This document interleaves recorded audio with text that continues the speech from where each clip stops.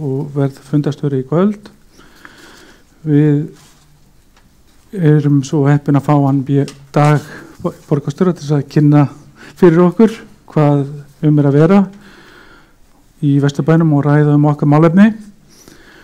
Og eftir að Dagur talar þá mun Nadine Guðrún Jaki íbúi í Vesturbæ tala borg í bæ og eftir henni Lúðvík S. Georgsson formaður KR. Hann talar hjarta Vesturbæjarins og kynnir nýtt deiliskipulag fyrir KR. Eftir það verður svarað spurningum og spurningar úr sal ganga fyrir. Aðrar spurningar eru beint inn á netið og þeim svarað jafnóðum og það hægt.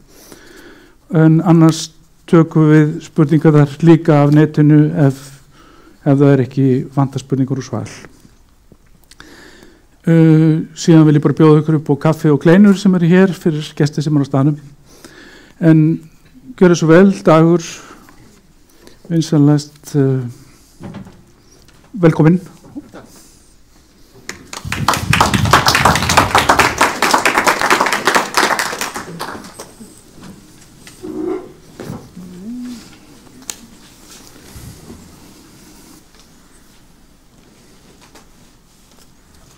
Sjá hvað þetta. Komið sæl, gaman að sjá okkur.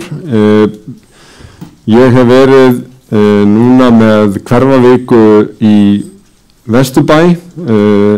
Það má að segja að hinir gamalkunnir hefðbundnu hverfafundir borgarstjóra sem að hafa verið í Reykjavík áratugum saman hafi þróast út í raun heila viku eftir að Jón Gnarr fékk þá hugmynd að flytja skrifstofu borgarstjóra upp í Breiðholt.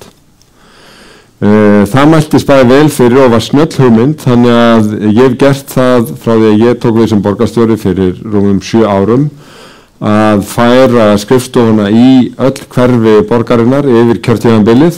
Þetta kjörtímabil hefur eins og verið býsna sérstakt að því leyti að heimsfaraldur kórónuveiru hefur komið í veg fyrir mikil fundahöld lengi framan af. Þannig að þetta ýttist inn í þennan vetur. Við ætluðum að ná nokkrum hverfum í haust, náðum einu en urðum að flytja aðrar hverfavikur þangað til núna. Það ennþá á huldu hvort að kynningin sé komin upp, en það hún. En ég ætlaði bara að byrja á því að þakka fyrir algjörlega frábærar móttökur.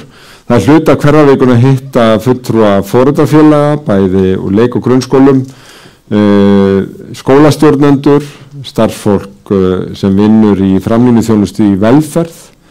Ég hitti aðalstjórn KR á mjög góðum fundi í gær. Starfsfólk frístundaheimila að fara að lesa upp hjá í samfélagshúsinu á Aflagranda á morgun og þannig mætti áfram telja.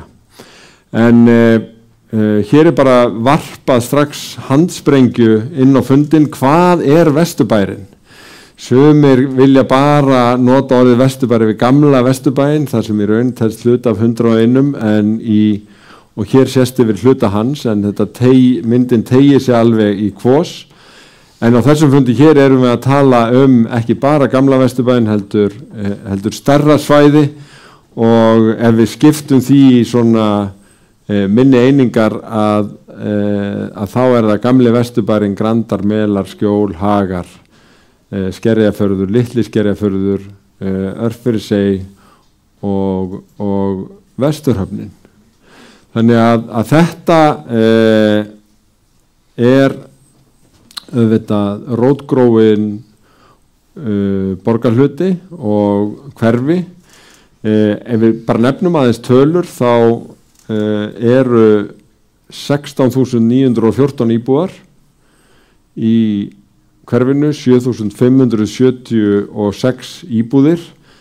Ef við berum aldur Vesturbæinga saman við aldur í öðrum hverfum borgarinnar þá sjáum við að það nú margt líkt með hverfinu, en það heldur fleira ungt fólk á aldrinum 25 til 34 ára, heldur færri á miðjumaldri heldur en að meðaltali og það myndir nú einhverjir giska á að þetta tengdist nálæðinu við háskólan, stúndaíbúðir og svo framvegis. Nú hverfið 3,4 ferkilometrar, það eru 28 opin leiksvæði, það eru 70 km rúmlega af göngu og hjólastígum, 125 bekkir og 136 ruslastampar og ég taldi þetta bara snemmi í morgun, þannig ég held þetta sé alveg nákvæmt. Aðeins að nefna það sem að enginn tekur eftir kannski frá degi til dags nema eitthvað kemur upp á, sem einn ótrúlega mikla þjónusta sem í hverfum borgarinnar og á heimilum fólks, velferðarþjónustan. Hún hefur ekki slegið feilpúst í gegnum faraldurinn og hefur þurft að sýna alveg ótrúlega útsjónasemi í útfærslu sinna verkefna og það mjög víða verið að vinna með fólki, hlúa fólki og styðja fólk til sjálfshjálpar í Vesturbænum og það þjónustumiðstöð Vesturbæjar miðborgar og Hlíða sem staðsettir á Laugavegi 77 sem stýrir þessu í meginatriðum og fjöldi starfsfólks. Við erum að breyta svolítið skipulaginu þannig að þeir sem koma að skólamálum og stuðningi inn í skólunum eru núna að fara að vinna þéttar með þeim sem sinna stuðningsþjónustu á velferðarsviði og við sjáum fyrir okkur að þetta muni tryggja heildstæðri nálgun í þeirri þjónustu alla borg. Hvers konar þjónustu þetta virkni og ráðgjöf, þetta stuðningu við heimilislaust fólk, þetta stuðningu við fatlað fólk, þetta stuðningu við börn og fjölskyldur, við eldra fólk og þetta heimastuðningur og heimahjúkrun. Það mjög fáir sem átt að segja á því að Reykjavíkurborg annar stærsti veitandi heilbrigðisþjónustu eftir Landspítalanum. Það vegna þess að við erum með heimahjúkrun með samningi við ríkið og samþættum það við félagslega heimaþjónustu og sinnum á hverjum tíma 1200 veikum einstaklingum heima sem býsna stór eining. Það sem við erum kannski meðvitaðir skóla- og frístundastarfið og eftir fundi mína í vikunni með skólastjórnendum og foreldrafélögum að þá get ég fullyrt að það er margt á uppleið í skólastarfinu, það verður hins vegar sannarlega reynt mikið á í gegnum faraldurinn og húsnæðismálin hafa líka verið áskorun nú að undanförnu. Ef við byrjum aðeins á leikskólastarfinu að þá eru 9 borgarreknir leikskólar í Vesturbæ, það eru 756 börn þar, 5 sjálfstæðsstarfandi leikskólar með 326 börn, alls þetta rúmlega 900 börn og það gríðarlega mikil og almenn ánægja foreldra með þá þjónustu sem veitt í leikskólanum, 96%. Það sem að greiningar okkar hafa sýnt að það í Laugardalum á Vesturbænum sem að hefur orðið barnasprengja undanförnu þannig að þessi hverfi hafi verið sérstök áherslu hverfi núna í viðbótar leikskólaplássum sem að að bætast við, þá bæði verið að stækka núverandi skóla eins og Gullborg og Hagaborg, Sæborg en líka verið að setja upp nýja leikskóla í nýju hverfi í Skerjafirði, verða 150 pláss og svo núna ný tegund af leikskóla, svo kallu Ævintýraborg sem að koma á Egilsgötuna, opnar reyndar bara næstu mánaðamót. Þannig að það eru 340 pláss að bætast við í Vesturbænum, þar af 142 á þessu ári. Í grunnskólum eru yfir 2000 nemendur og Hagaskóli unglingaskóli fyrir sem tekur við úr hinum skólunum 3, Grandaskóla, Vesturbæjarskóla og Melaskóla. Við erum hér í Vesturbæjarskóla í hluta nýrri viðbyggingu. Þið sjáu hérna fyrir utan nýja skólalóð sem var að mörguleiti útferð í samvinnu við nemendur og starfsfólk, þannig að við erum mjög stolt af þessu verkefni eins og reyndar þessum skólum öllum og Hagaskóli hefur staðið frammi fyrir áskorunum vegna þess að hefur komið upp raki og greinst mygla, þannig að það verið að taka þar húsnæði gegn og verið að meta það með sérfræðingum þessa dagana hversu langt verður gengið í því og það margt sem bendir til þess að það sé skynsamlegt að ganga lengra heldur en skemur jafnvel þó að það taki heldur lengri tíma heldur en búist var við, kannski upphafi, en markmiðið það að skólastarfi geti enga síður verið í nágrenni Hagaskóla næsta skólavetur og verið að skoða lausnir til þess. En Tjörnin frístundamiðstöð heldur utanum frístundastarf, bæði frístundaheimilin, 10-12 ára starf og unglingastarfið allt hverfið og inn í skólanum og í sérstökum frístundaheimilum. Það sem sérstakt við skólastarf og frístund í Reykjavík og hluti til á Íslandi að við erum með menntastefnu sem nær til hvoru tveggja, bæði til hins hefðbundna skólakerfis, leik- og grunnskóla en líka til frístundastarfsins og þetta myndar eina heild og umgjörð börnin okkar sem við erum mjög stolt af. Menntastefnin með kjörorði látum draumana rætast og það er mjög gaman að heyra á skólafólki og stjórnendum hvað þetta orðin lifandi þáttur í því að horfa til framtíðar og efla skólastarfið, nýja menntastefnin og þróunarverkefnin sem eru hlutað í. En skólatin hér eru bæði mörgum framsæknum verkefnum og eru bæði tilnefndir og velunaðir fyrir sín störf. Aðeins þessar framkvæmdir sem ég var að nefna, á Eggertsgötu að koma einingahús sem mynda ævintýraborg. Þetta mynd af því hvernig þetta verður. Þetta tölvugerð mynd, þið getur nú kíkt á hann komin á sinn stað, en útisvæðið ekki fullt frá gengið. Aðeins Hagaskóla, að þá það fyrst og önnur hæð í A-álmunni sem verið að taka fyrir.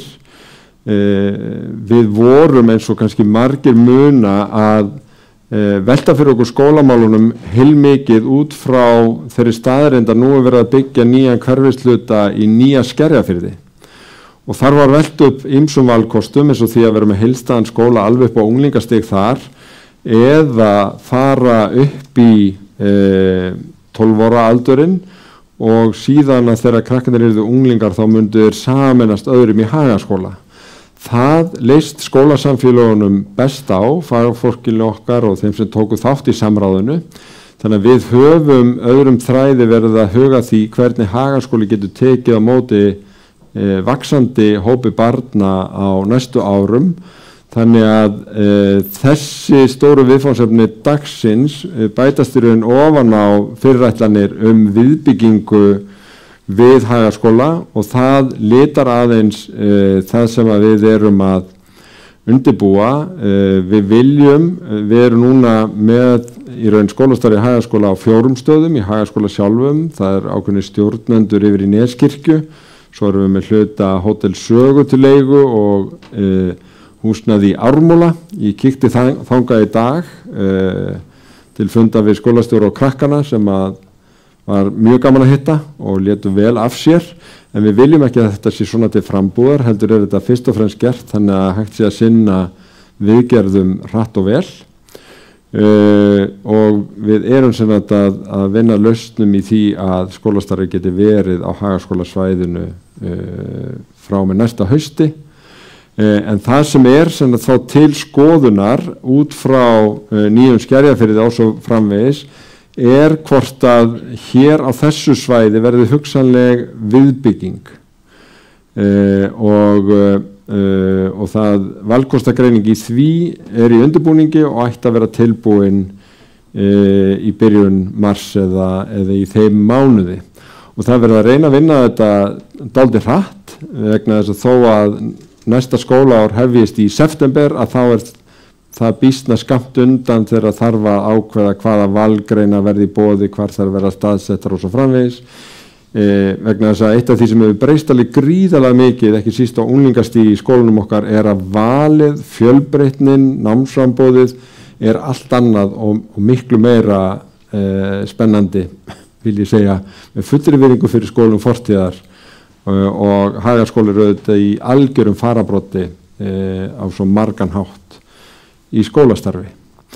Nú, skólamáli Melaskóla hafi verið mikið í degnunni líka. Það var gríðarlegur fjöldi barna í Melaskóla fyrir nokkrum árum. Það hefur aðeins minnkað meðal annars með færslu á skóla hverfamörkum. Það kom í ljós að töluvert mörg börn sem að voru í raun utan hverfis voru í meðaskóla sem hægt var að beina annað en húsnæðismálin eru þarna áskorun og á síðasta ári lá fyrir mjög ítarleg þarfagreining sem hafi verið unnin í samráði og í kjölfar fjölmargra áskoruna og tillagna í raun frá íbúum að hugsa svæðið í heild að þá var ákveðið síðastliðið haust að fara í samkeppni hönnun á umbótum í húsnæðismálum Melaskóla ásamt því að gera tillögur hugsanlega nýtingu á Hagatorgi sem einhvers konar útisvæðis og almenningsrýmis fyrir hverfið og skólasamfélagið þarna í senn. Það er að ýmsu að hyggja í því að sjálfsögðu auðvitað samgöngumálunum augljóslega og það verður spennandi að sjá hvernig fagfólk spreytir sig á þessu og teflir fram hugmyndum og lausnum. Ég held að þetta rammi aðeins inn sko möguleikan á Hagatorgi, ekki það að það sé einhver tilþrif þar á myndinni heldur að þá eru þetta svolítið spennandi fyrir skólasamfélagið í Vesturbænum að menntavísindasvið Háskóla Íslands sé að koma inn í Hótel Sögu. Þá verða sem sagt kennarnemar, leikskólakennaranemar og auðvitað þeir sem að vinna við rannsóknir á menntun á Íslandi þarna í bara steinkast frá þessum skólum og það er hægt að sjá fyrir sér spennandi samstarf við menntavísindasviðið á enn stærri skala sem getur verið áhugavert fyrir skólaþróun þannig að kannski þarf að hugsa bara þetta svæði sem eina heild í einhverjum skilningi. Nú Vesturbærinn er þetta sérstaklega þekktur fyrir íþróttir og KR er stofnun Sundlaug Vesturbæjar er eitt magnaðasta geðræktar fyrirbæri landsins segja sumir og skýrir hversu léttir Vesturbæingar eru almennt í Lund. Ég veit ég takið öll undir það allavega þeir sem fara í laugina en ástin á Vesturbæjarlaugu mikil og ástin og nýja potturum mikil en það hefur alltaf ákveðin íhald sem fyllt þessara ást og ég rifjaði það stundum upp til gamans að það var beinlínis safnað undirskriftalistum til að mótmæla hugmyndinu þennan pott eins yndislegur og hann nú en ég held að hinn þöggli meirihluti hafi nú stutt pottinn og mér sýnist nú bara þöggli meirihluti sitja í pottinum á þessari mynd en í hverfakosninguna þá kom ekki bara fram hugmyndur að vinna með svæði í kringum Vesturbæjarlaug sem svona hreyfi og lýðheilsusvæði heldur hlaut hún líka kosningu þannig að eitt af því sem verið að gera núna er að þróa svæði í kringum laugina fyrir svona sem einhvers konar heilsubóta svæði. Þeirri þróun þessarar hugmyndar er ekki lokið. Nú eitt af því sem verið að huga er Battavöllur og Landakotstúni. Túni er raunar í eigu kaþólsku kirkjunnar en aðilar hafa náð saman, ekki sísta frumkvæði þeirra sem eiga börn í Landakotsskóla að bæta úr hreyfimöguleikum. Þarna eitt af því sem kom fram á góðum fundi sem ég átti með fulltrúum íbúaráðs hverfisins áðan er að það megi ekki gleyma hreyfimöguleikum barna norðan hringbrautar, innan gömlu hringbrautar því að þar er mjög auðvitað fáir reitir sem eru eftir sem ekki þegar verið byggt á eða gert eitthvað og þetta getur þá verið viðbótin í það. En stóru tíðindin og ég ætla ekki að fara við það í ítarlegu máli hér því að formaður KR er hér til að gera það hér á eftir en við höfum í sameiningu verið að þróa hugmyndir sem að KR á þó mestan heiður af breytingar á svæði félagsins sem horfa til langrar framtíðar en þá verið að tala það að í fyrsta áfanga komi hér fjölnota hús sem nýtist fyrir fleiri en eina íþróttagrein en þetta eru raun heildarsýn á þetta svæði og í fyrra málið að þá liggur fyrir til að í borgarráðum að auglýsa þetta til umsagnar þannig að við vildum nota þennan íbúafund til þess að segja frá þessu þannig að fólk geti sett sér inn í þetta og komið ábendingum til okkar ef einhverjar eru. Hérna þetta úr annari átt og þá hugsunin hér að vera með íbúðir en líka uppbyggingu í þágu íþrótta frekari og Lúðvík fer við þetta á eftir. Hér þá götumyndin eins og hún getur breyst og við erum þegar búin að fá ábendingar áhugaverðar hugmyndir hvernig verði hægt að gera götu, rýmin sjálf skemmtilegri, þannig að þetta hefur kveikt alls konar deglu í hverfinu. Örstutt hverfi mitt og ég var nú búin að nefna í raun 2 hugmyndir, annars vegar var fyrir valinu breytingar á Hagatorgi og við þurfum að vinna með þær hugmyndir í tengslu við þessa samkeppni og virða þessa niðurstöðu sem var í takt við það sem við hyggjum skera.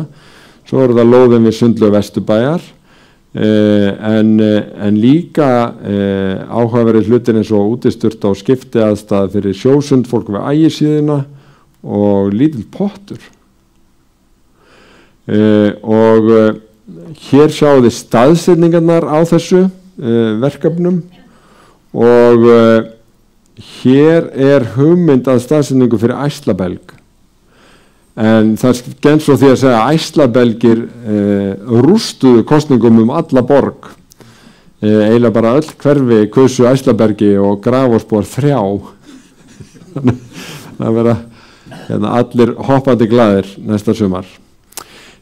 Samgöngur hafa alltaf verið tekið mikinn tíma bæði fyrirspurnum og pælingum á íbúafundum borgarstjóra og það ýmislegt í deiglunum þar. Þetta eitt af verkefnunum. Borgarlínan, við erum líka að setja Sæbraut í stokk og Miklabraut í stokk í báðum tilvikum að hluta en hér hafa orðið breytingar sem að tengjast Vesturbænum að báðir háskólinni raunar, Háskólinn í Reykjavík og Háskóli Íslands hafa lagt sér fram að þróa hugmyndir háskólasvæðin sem taka mið af breyttum samgöngumátum og setja stefnun á svona grænni framtíð. Mjög spennandi vinna sem þar í gangi og þetta virkar kannski nánast framandi, þetta litla tjörnin hér búið að stækka friðlandið í Vatnsmýri, hér búið að gróðsetja tré með fram Suðurgötunni, þannig að hún nánast óþekkjanleg, þetta svona grænn búlevard, en það svona bílar hérna, en líka borgarlínu stöðvar og núna gert þá ráð fyrir því að borgarlínan fari háskólasvæðið og tengi það inn í þetta net borgarlínu en að svæði Háskóli Íslands allt fái grænna yfirbragð. Bílastæði fara einhverju leyti niður í jörðina á móti. En aðeins áfram umferðarmálin, það hefur verið mikið talað umferðaröryggi ekki síst í tengslu við hraðakstur á Hringbrautinni og við náðum samstöðu við Vegagerðina og lögreglum að lækka hámarkshraða þar en nú að fara að gera líka breytingar á gatnamótum og það verður byrjað á gatnamótum Hofsvallagötu og Hringbrautar í sumar með því sem við getum kallað alhliða endurnýjun og þá einnig endurnýja umferðarljós á gatnamótum Hringbrautar og Bræðraborgarstígs og Framnesvegar. Ef við reynum að bræða upp mynd af því hvernig Vesturbæingar ferðast þá keyra þeir nokkuð mikið en þó umtalsvert minni en ýmsir í öðrum hverfum og það sem sérstaklega áberandi að þegar spurt hvernig þeir helst vilja ferðast þá eru mjög margir sem vilja ferðast með virkum ferðamátum frekar en á bílunum sínum. Það 30% sem myndu velja bílinn absolutt en 70% vilja helst aðra ferðamáta. Nú við vorum að samþykkja plan hámarkshraða fyrir alla borgina og hún lítur nokkuð græn út, þar að segja íbúagöturnar inn í hverfunum eru 30 km og þá fáðu þennan ljósgrænari lit, það aðeins dekkri fyrir 40 km og svo gult fyrir 50 og appelsínu gult fyrir 60. Hér erum við að lækka hámarkshraða á Hofsvallagötu niður í 30 og Einarsnesi líka niður í 30 það bil við Einarsnes 20 sem að það á að gera og í síðara áföngum þá hugmyndin að lækka hámarkshraða á Suðurgötu og Þorragötu og Njarðargötu niður í 40 og sumar þessar tillagna þóttu nokkur róttækar þegar það komið fram en núna fáum við satt að segja meira af ábendingum frá íbúum að ekki sé nægilega langt gengið þannig að ég á von á því að því að einhverjar gagnrýnisraddir heyrðu líka úr hinni áttunni að þetta verði áfram til umræðu en við erum með þetta í innleiðingarferli, það er sérstakur innleiðingarhópur hámarkshraðaáætlunina eins og hjólreiðaáætlunina. Hún auðvitað í gangi alla borg en ég vildi vekja athygli á deiliskipulagstillögu sem að hefur verið kynnt nýjan göng- og hjólastíg í Sörlaskjóli og Faxaskjóli sem alls 740 metra langur og síðan erum við að gera sjóvarnagarð og stíga meðfram Eiðsgranda og Ánanaust. Þetta hafið áætluð verklok í apríl en í kjölfarið að þá hugmyndin að fara í gerð stíga og endurbæta núverandi stígi í Ánanaustum og aðgreina þetta. Þessi aðgreining að hún eiginlega bara vegna vinsælda og vegna þess að sumir hjóla bara hratt og þannig að við eigum nú öll borgina saman að þá samt kannski ágætt að hafa göngustíga sér og hjólastíga sér þar sem við sjáum fyrir að umferðin verði mikil af hvoru tveggja. Þetta ekki til þess að taka inn, heldur til að sjá bara hvað mörg verkefni í gangi samkvæmt hjólreiðaáætlun, hún kemur nefnilega mjög víða við. Hún inn í samgöngusáttmála með ríkinu, hún inn í hjólreiðaáætlun, hún hluti af endurgerð gatna víða og hún meira sér líka í tengslu við lagningu og tvöföldun þjóðvega eins og upp á Kjalarnesi, þannig að hjólastígar koma alls staðar. Við höfum verið með lengi með þá stefnu að fækka bensínstöðvum í borginni, það gekk afar hægt þar til að við fengum tillögur svona plan hvernig við getum nálgast olíufélögin öll í einu, þannig að við vissum að þau verði ekki eina félagi sem var að fækka bensínstöðvum og markmiðið alveg skýrt. Við viljum fækka þeim, bæði vegna þess að við höfum heimsmet í fjölda bensínstöðva en líka vegna þess að við teljum að það dragi úr notkun jarðefnaeldsneytis og þá sé færi á að ýta þeim út úr íbúakarfunum og halda þeim sem eftir verða við stofnbrautirnar. Og í því skyni að þá erum við búin að ná samningum við 3 stærstu olíufélögin og hér sjáum við svona fyrir og eftir hvernig fjöldi stöðvanna breytist ef að næst sameiginleg sýn á það sem gerist á hverjum reit í skipulagi. Þannig að samningarnir ganga út á það að olíufélögin mega setja fram tillögur að breyttu skipulagi. Borgin hefur ekki afsalað sér neinu skipulagsvaldi á þessum reitum. Í sumum tilvikum eru lagðar ákveðnar meginlínur í samningunum hvað aðilar gætu séð fyrir sér og síðan verða þessar skipulagstillögur auglýstar þegar koma fram og við erum sátt við að auglýsa þær og við fáum viðbrögð og vinnum það eins og hefðbundið og ef að það næst niðurstaðum það, nú þá umbreytist þetta í íbúðir eða hverfistengda þjónustu á þessum reitum. Ef ekki næst saman að þá áskilur borgin sér rétt að nota ákvæði í samningum þegar að samningarnir renna út en það einmitt það að þessi samningar gilda sem alveg fram yfir 2050 þannig að borgin með þess að reyna að flýta þessari framtíð eins og hún getur og það á meðal annars við hér í Vesturbæ.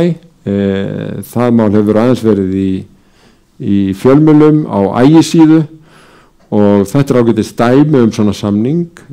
Þá borgin að freista þess að flýta því að þessi rekstur hætti í staðinn komi íbúðir og hverfistengd þjónusta. Það segir í samningnum að gera sér ráð fyrir 2 til 4 hæða húsum, hugsanlega matvöruverslun á jarðhæð. Deiliskipulagsferlið ekki hafið, hugmyndir hafa ekki ennþá verið settar fram en þetta ágætis dæmi þessa sýn að losa bensínstöðvar út úr hverfunum en þá verða þær frekar á stofnbrautum. Aðeins framkvæmdir og skipulag sem að tengjast Vesturbænum og það nú ýmislegt. Það auðvitað gríðarleg uppbygging í Reykjavík og hefur verið síðustu 5 ár. Við höfum svona meðaltali verið að byggja kannski 600 íbúðir frá 1960 á ári. Núna hafa verið yfir 1000 í 5 ári röð og við vorum að fá bara yfirlit yfir síðasta ár og það voru fullgerðar 1285 íbúðir í fyrra. Er það mikið? Það eru 1709 á Seltjarnarnesi ef ég man rétt. Þannig við erum að byggja ekki alveg heilt Seltjarnarnes á ári en heilt Seltjarnarnes svona hverjum 18 mánuðum. Og þess vegna þurfum við að vera að þróa borgina býsna hratt að öðru leyti líka í ýmsi þjónustu. En íbúða uppbygging þetta bara mjög víða fyrir vikið og ég er ekki með tæmandi yfirliti við reitir sem hafa verið að klárast nýlega en það eru mörg fallið dæmi nýbyggingar í Vesturbænum vil ég halda fram Framnesvegi, Nýlendugötu, Gamla Garði þar sem að stúdentar voru að flytja inn í viðbyggingu en það eru líka fleiri reitir að fara af stað. Við vorum aðeins að hlæja því með íbúðaráðinu sem spurði þessara klassísku spurningar hvenær fer Vesturbugt í uppbyggingu og ég hef svo oft sagt, ég hef heyrt að sé alveg að fara að gerast að þetta svona elsti reiturinn í þessum kynningum, eiginlega allir hinnir hafa klárast sem að hafa verið lengi í umræðinni en nú samkvæmt mínum upplýsingum þessi líka að fara af stað verður mjög skemmtilegur þegar hann verður komin til framkvæmdar. Steindórsreiturinn líka komin af stað í arðvinnan þar sem þetta var líka kallað Bíkóreiturinn.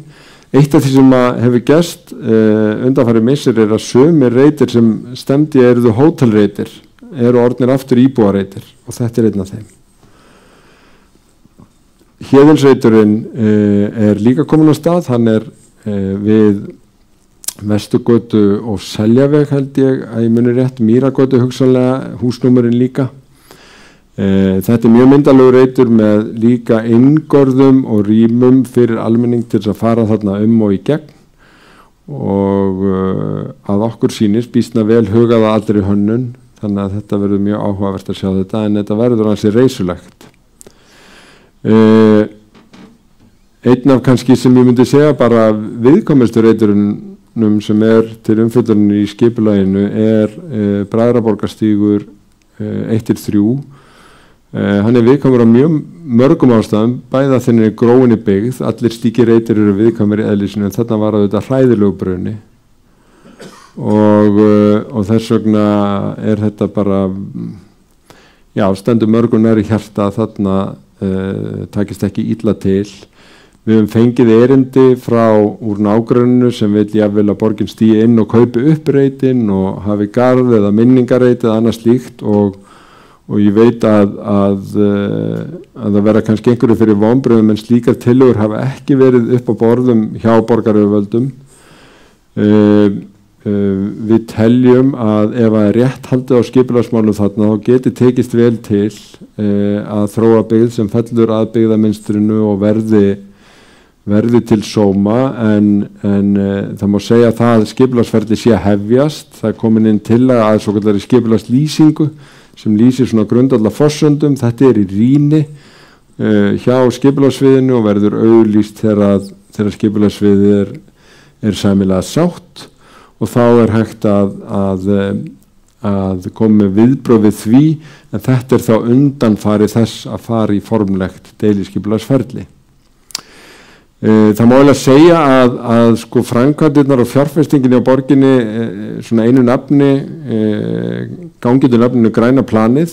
Við erum með þessa borg í svona kröftugum vexti, það ekki bara byggjast íbúðir, það að flytja mjög margt fólk til Reykjavíkur. Okkur hefur fjölgað 10.000 á síðustu 5 árum og það bara hátt upp í þó nokkuð eins og amma mín hefði sagt. Við erum að tengja saman þennan vöxt og grænar áherslur, loftslagsmálin, áherslu á græn svæði, þróun þeirra, aðlögunar loftslagsbreytingum og svo erum við að fjárfesta í því sem tengist lýðheilsu og auðvitað samfélaginu og borg fyrir fólk. Þetta köllum við sem þetta einu nafni græna planið og höfum verið að auka fjárfestinga til að fylgja því eftir til að flýta þessari grænu framtíð sem við viljum sjá. Aðeins til þess að nefna atriði á þessari fjárfestingaáætlun sem eru kannski svona jaðri þar sem við svona í daglegu tali myndum kalla Vesturbæinn, eins og Nauthólsvíkin, að þarna erum við að fara í svona aðeins viðbótar framkvæmdir, endurbætur, við erum að bæta aðgengi, sérstaklega með fatlað fólk og hreyfihamlað í huga, en það nýtist út af fyrir svo öllum, líka þeim sem að vilja nýta þetta þegar eru komnir á efri ár, og þessi pottur sem er nú býsna þéttsetinn alla jafna að hann verður tvöfaldaður, þannig að kemur annar svona eins bara fyrir neðan, þannig að við erum að reyna að bregðast við því að hversu vinsælt þetta er til heilsuræktar og mannamóta, en í raun erum við svo farin að hugsa bara strandlengjuna sem upplifunar og útivistarsvæði alla borg. Aðeins í kannski útjaðri Vesturbæjarins þá vildi ég engar síður nefna að því að Grófarhúsið er í raun bókasafn hverfisins, að við erum búin að byggja við Grófarhúsið, við erum að fara í alþjóðlega samkeppni að gera þarna ennþá betra safn fyrir börn, ennþá betra safn fyrir bækur, ennþá betra safn fyrir þá sem vilja leiki og eitthvað svona óvænt, en líka þá sem vilja næði.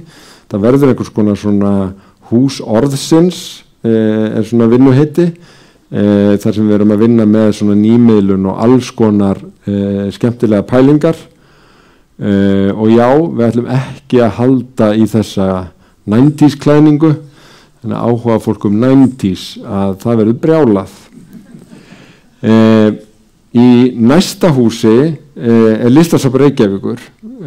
Við vorum að fá ansi magnaða listaverkagjöf í nafni með verkum Nínu Helgadóttur, og þetta verður safn Nínu Helgadóttur, og við erum búin að kaupa þá afganginn á húsinu, og þetta verður hús myndlistar við hliðin á húsi orðsins, og síðan er búið að ná niðurstöðum það að í næsta húsi við, þar sem að tollheimtumenn og farisegar hafa haldið til í marga áratugi, að þarna verður Listaháskóli Íslands. Þannig að í kvosinni fáum við dálítið magnaða svona þrenningu, opbáslega dýnamík, ungt fólk og alls konar og vesturbæinga, meðal annara í þessari nýuppgerðu götu, þannig að þetta er eitt af því sem er spennandi þegar maður horfir inn í næstu ár og þessara fjárfestinga. En mér langaði til þess að fara aðeins yfir skipulag fyrir Skerjafjörðinn sem að fyrsti áfangin er samþykktur, annar áfangin er ennþá í ferli. Þetta er veljunaskipulag sem kom út úr samkeppni, en landið keyptum við að ríkinu 2013 og það má kannski segja að þetta sé innblástur frá hverfum sem við þekkjum, sem er Skerjafjörðurinn sjálfur og Þingholtinn. Þarna er mikil áhersla á gangandi og hjólandi, ofboðslega gegnum hugsaðar grænar áherslur og borgarhönnun sem lítur ekki bara því hvar hús eiga að standa eða hvar bílar mega að standa, heldur hver upplifunin er og hvernig mannlífstengdu svæðin eru. Þannig er gert ráð fyrir leik- og grunnskóla, frístundaheimili og félagsmiðstöð. Í fyrsta áfanga er þetta 690 íbúðir og það er búið að gefa vilyrði fyrir þeim sumum. Þetta er fyrsta áfangin, annar áfangin er svo hér og ég ætla að sýna ykkur hvar annar áfangin kemur þá, hann er þá þessi hluti hérna. Og landfyllingin sem hefur verið til umfyllunar, það er þetta gula.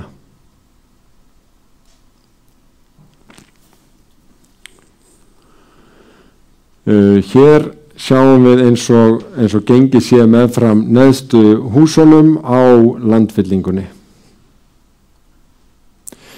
En kannski takt við þessar áherslur og við viljum einhvern veginn að fylgi alla leið, að þá núna verið að gefa út hönnunarleiðbeiningar. Þið sjá þetta líka upp í Ártúnshöfða og í því skipulagi fyrir útfærsluna sem að setja þá fram heildarstefnu hvernig við viljum sjá hverfið.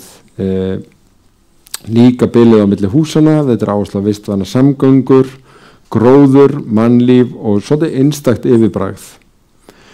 Það verið að vinna mikið með landslagi þarna, það verið að vinna með landslagssvæði og þá séstu að þetta auðvitað hverfi við sjó og það verið að tryggja að allt hverfi séu áhugaverð almenningsrými og sem taki mið af ljósi og skuggum og sól og veður og vindum.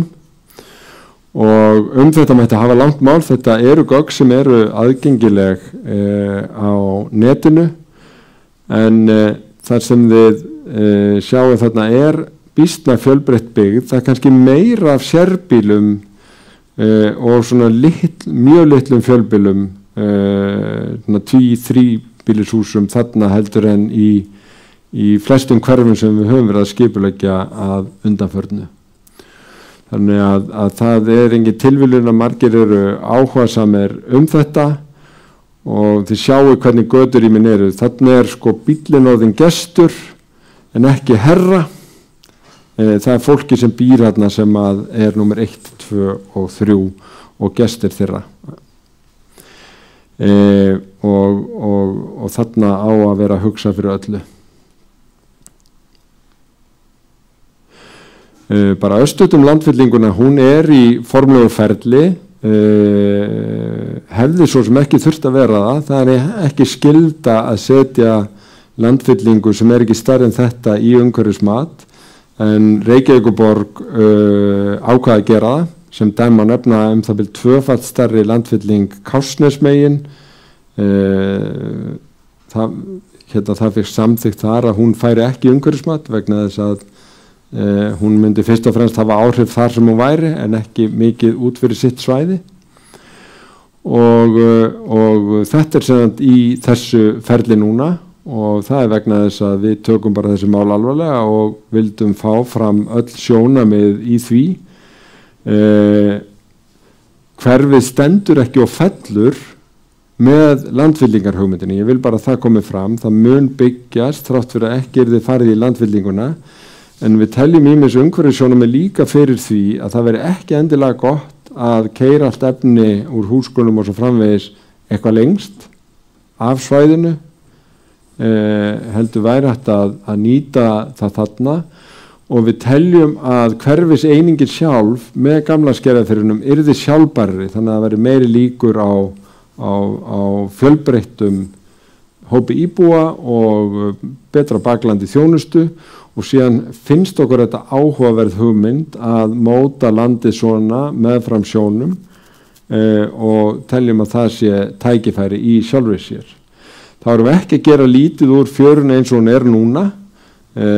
Þetta hefur verið vettvangur fyrir ýmislegt og þetta alveg dásamlegt verk sem var hluti af strandlengjusýningunni sem var hérna einu svona listahátíð og Borghildur Óskarsdóttir setti niður þessa steyptu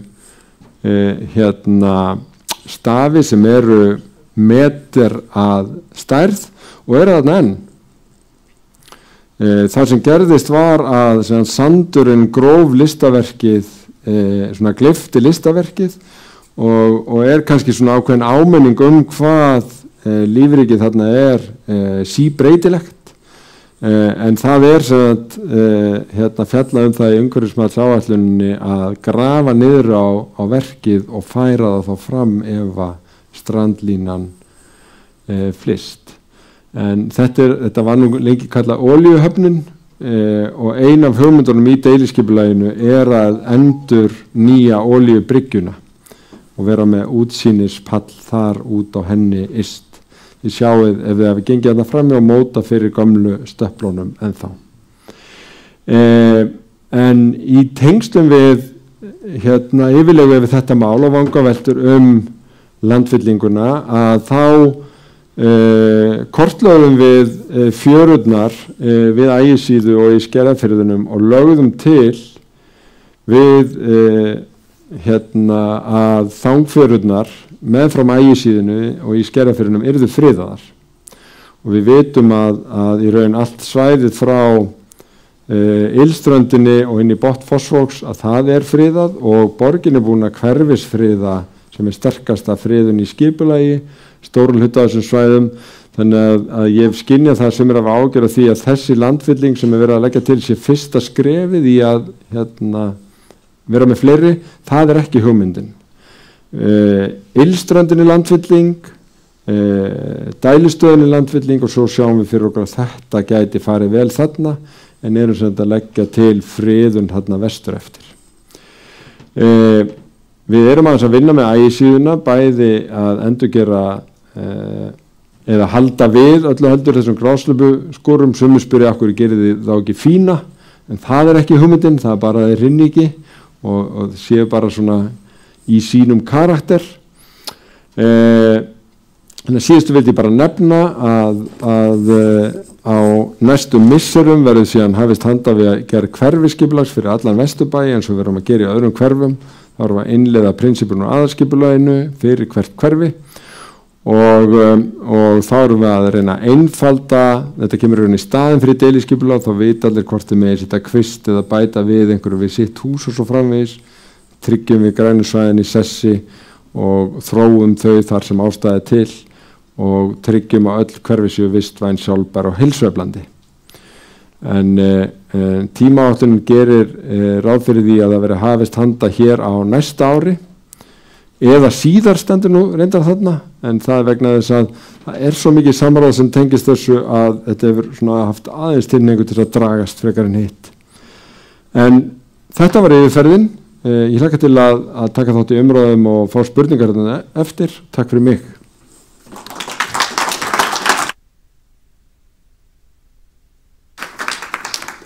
Við þökkum Degi kærlega fyrir kynninguna. Næst vídeó sem Nadine Guðrún Jaki, sem sagt, hún valin íbúi af borgarstjórnar, skrifstofu borgarstjórnar til þess að kynna hverfið og við erum mjög spennt að sjá hvað hún að segja.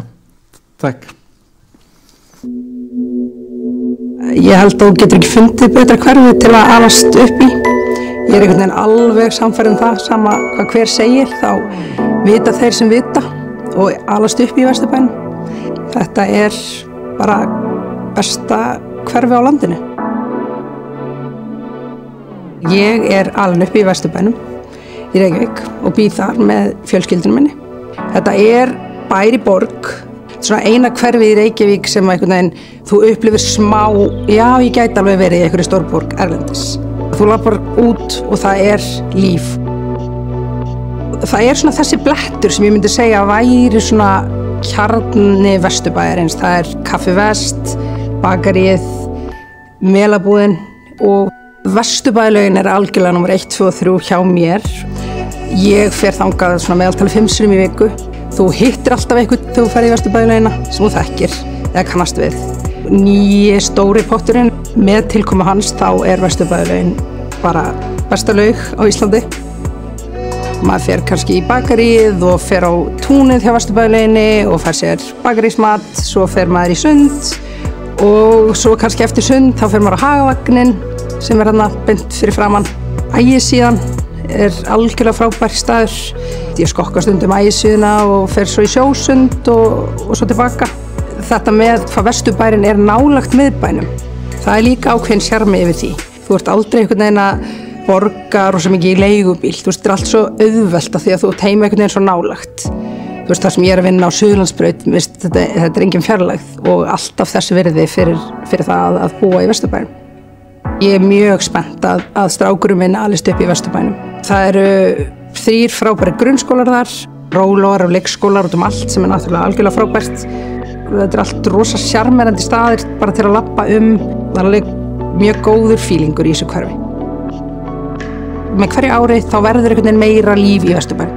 Og ég held bara að fólk muni átta sig ennþá meira á því hvað það frábært að búa þarna og það flytja vonandi fleiri í Vesturbæinn ef það er pláss fyrir fleiri.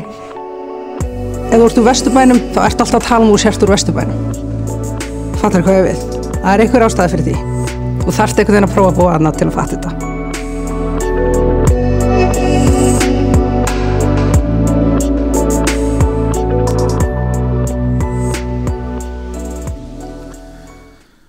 Og þá er komið að KR, spennandi deiliskipulag, kynning. Við bjóðum Lúðvík S. Georgsson, formann KR. Velkomin, gjör svo vel.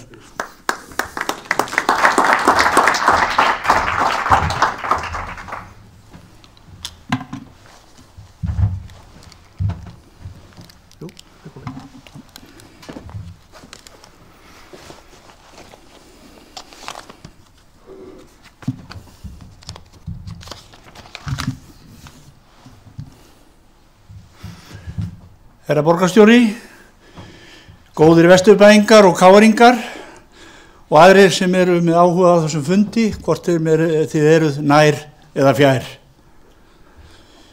Ég tók að mér að kynna hér nýtt deiliskipulag sem hefur verið unnið fyrir KR-svæðið og kaus að kalla þessa kynningu Hjarta Vesturbæjarins. Og ég vona að þegar kynningunni lýkur þá skiljið þið af hverju það var. Nokkur orðum sjálfa mig áður en ég byrja. Ég held nú að flestir káringar kannist við mig og jafnvel knattspyrnu áhuga menn líka. En ég er fæddur inn í KR, ég myndi orða það þannig. Flutti þangað 1 árs gamall og bý enn í sama dásamlega fjölskylduhúsinu við Kvisthagan, 70 árum síðar. Svo ég er verulega rótgróin hér í Vesturbænum. Ég spilaði auðvitað fótbolta og körfubolta með KR því ég var yngri, en þegar ég kom frá námi erlendis þá var ég fljótlega dreginn inn í störf fyrir félagið og starfaði þar fyrir knattspyrnudeildina í alllangan tíma sem formaði síðustu árin, skipti þá vettvang og var kjörinn í stjórn KSÍ þar sem ég átti mjög góð ár, 20 ár eða þar bil, sinnti þar ýmsum málum. En kannski er ég stoltastur af mannvirkjaþættinum því að þau voru í minni hendi að þessi 20 ár síðan var þarna í stjórn.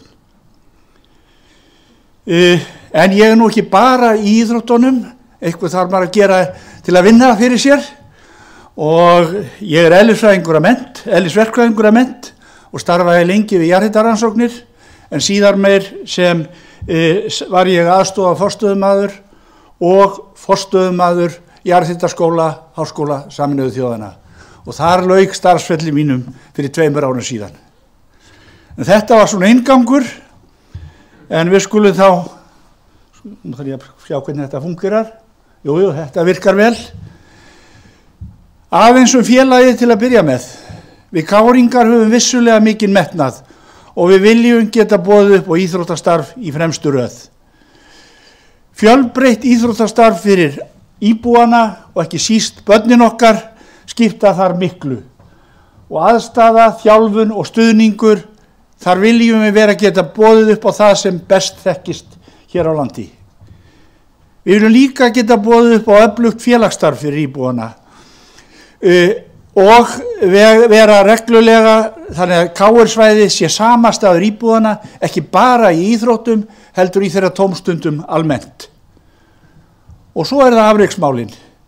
KR hefur mikinn metnað og við höfum sýnt það í undanfarinna ár að sigrar skipta KR miklu máli og því viljum við líka ná í framtíðinni. Já. Nú, ég vil líka nefna að KR-ingar eru stoltir af frumkvöðlastarfsemi félagsins í gegnum tíðina. Við erum elsta knattspyrnufélagið, stofnað árið 1899. Við vorum fyrst félaga til eignast félagsheimili, Báruna við Tjörnina og hvað haldið að sé þar nú? Þar auðvitað Ráðhús Reykjavíkur, svo að dagur þar umvafinn gömlum KR-anda í dag. Við vorum fyrsta félagið til að kaupa eigið félagssvæði, 3 hektara í Kaplaskjólinu sem síðar urðu 5. Og svo getum við nefnt fyrsta keppnisgrasvöllin sem var tekið þar í notkun 51 íþróttahús í fullri stærð 53 og svo framvegis. En það hefur hallað undan fæti síðustu árin. Það er alveg ljóst. Aðstaða deildana í KR síðustu 20 ár er orðin helsti veikleiki félagsins. Uppbyggingin hefur verið lítil sem engin og KR hefur fyrir vikið farið úr því að vera með glæsilegustu aðstöðuna, bæði varðar æfingar og keppni, í að vera félag með annars flokks aðstöðu sem á erfitt með að veita hverfinu þá þjónustu sem við viljum veita því og metnaður félagsins stendur til. Þetta sé skýrt í þessum tölum sem hér koma fram. Þið sjáið stólparitt sem byggt er þarna fasteignamati íþróttamannvirkja eftir hverfum í Reykjavík. Og þar er Vesturbærinn á botninum. Þetta er bara staðreynd. En við undanfarinn áratug hefum við unnið að því að þróa uppbyggingar áætlun fyrir svæðið og þar hefum við notið góðs stuðnings Reykjavíkurborgar. Við erum með það markmið að búa til aðstöðu sem gerir félaginu kleift að halda úti íþróttastarfi í fremstu röð á Íslandi og styrkja þjónustu við Vesturbæinn. Og borgin hefur komið sterkt inn í það verkefni síðustu árin. Og nú liggur loks fyrir nýtt deiliskipulag. En ekki má ég gleyma því þó að stóra áfangi var tekin í fyrra síðastliðið vor þegar borgarstjóri skrifaði undir samning við KR að byggja fjölnota íþróttahús á KR-svæðinu sem var nokkuð sem er mjög mikilvægt fyrir KR. En við ætlum að gera meira á KR-reitnum. Auk íþróttasvæðis er KR-svæði nú skilgreint fyrir íbúðabyggð og verslun og þjónustu fyrir Vesturbæ Reykjavíkur. Meginmarkmiðið með breytingunum er að efla Vesturbæinn sem sjálfbært hverfi eins og myndi vera markmið hjá öllum hverfum sem væru að vinna það sambærilegu og tryggja aukið framboð íbúðarhúsnæðis þar sem við vonumst til að geta alveg fleiri KR-inga í framtíðinni og stuðla að bættri nýtingu svæða innan borgarinnar samanber markmið aðalskipulagsins. En þetta skapar líka svigrúm til uppbyggingar fyrir KR með sölu á íbúðar- og þjónustuhúsnæði. Því við megum ekki gleyma því að þetta er lóð sem KR á. Og hvað þýðir það fyrir KR? Þetta er einstakt tækifæri uppbyggingu. Að geta skapað íþróttaaðstöðu í takt við þá bestu í landinu. Jafnframt styrkja rekstrargrundvöll félagsins. KR-svæðið er endurskipulagt frá grunni á heildrænan hátt fyrir Vesturbæinn og hans þarfir. Sala á íbúðum og þjónusturými getur fjármagnað uppbyggingu utan ramma Reykjavíkurborgar og aukið þjónustuframboð á KR-svæðinu. Og svo er það auðvitað íþróttaaðstaðan. Það er það sem hvílir þyngst á okkur. Hún þarf að vera í samræmi við kröfur dagsins í dag og næstu framtíðar. Og ekki bara fyrir stóru deildirnar, heldur ekki síður fyrir minni deildirnar. Því að KR er fjölgreina íþróttafélag og við erum með 11 íþróttadeildir undir merki okkar. Og við viljum auk þess líka geta boðið yngri kynslóðinu upp á bestu aðstæður í íþróttauppeldi sínu, jafnt sem afreksmönnum okkar. Ef þetta næst, þá verður KR-svæðið að hjarta Vesturbæjarins, engin spurning í mínum huga. Hér sjáum við teikningu af KR-svæðinu og þeim þáttum sem koma inn í þetta deiliskipulag. Mest áberandi þarna er kannski knattspyrnuhúsið, ég kalli þetta alltaf knattspyrnuhús, en ef ekki að segja diplomatiska orð sé fjölnota íþróttahúsið. Og þessi tengigangur sem liggur hér frá Frostaskjólinu út að Flyðrugrandanum.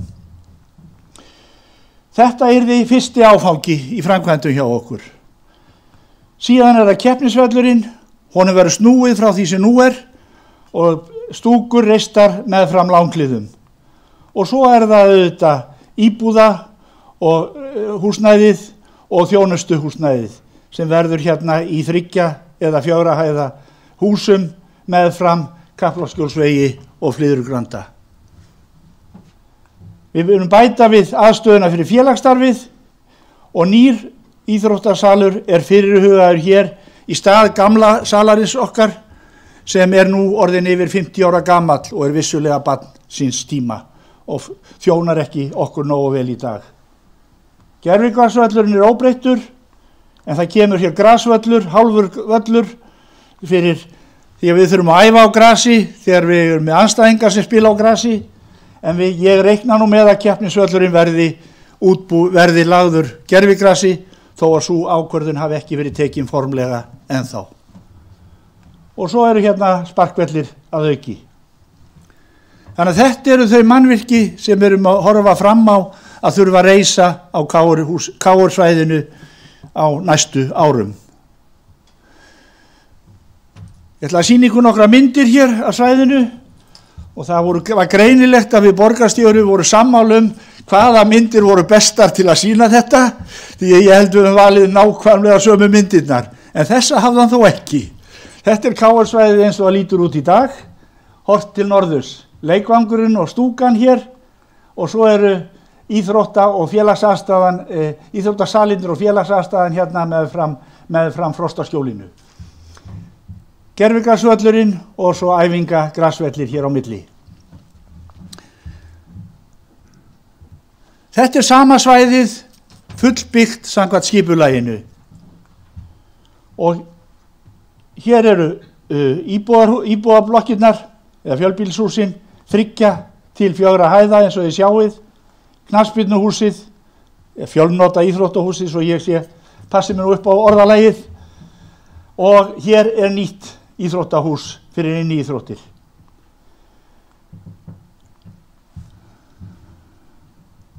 Hér erum við að horfa til austurs frá norðurendanum og það sem ég dreg út úr þessar mynd það að það gott samræmi í mannvirkjunum á svæðinu þarna og að íbúðar eða fjölbýlishúsin þau rýma ágætlega við nágrenni sitt. Svipuða hæð ef eitthvað heldur lægri en fjölbýlishúsin sem hinum megin við Flyðrugrandann og Kaplaskjólsveginn.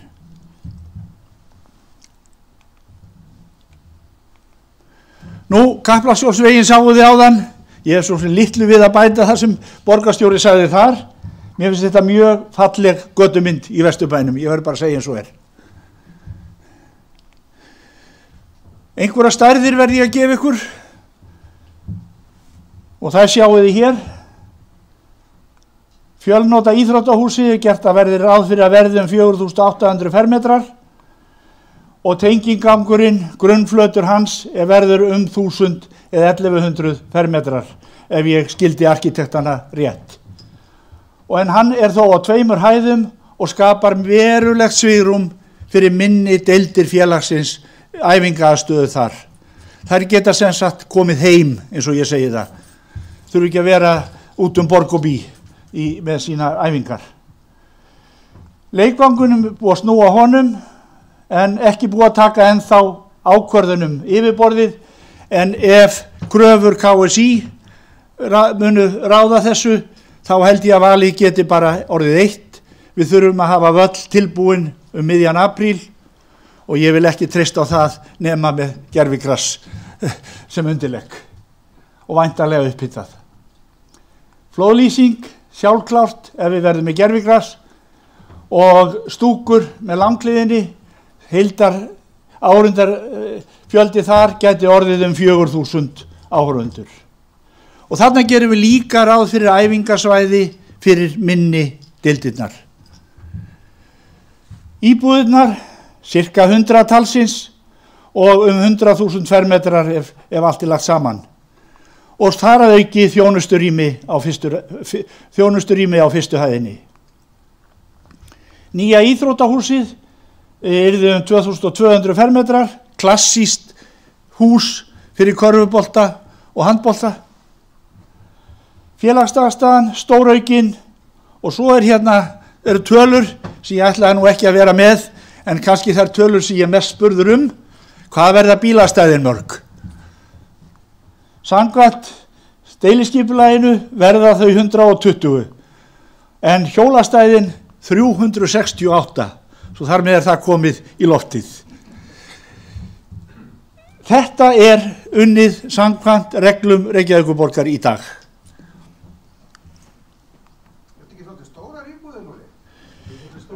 Þær verða mismunandi að stærð. Nei, 100 góðurinn. Nú, hver anskotin? Jæja.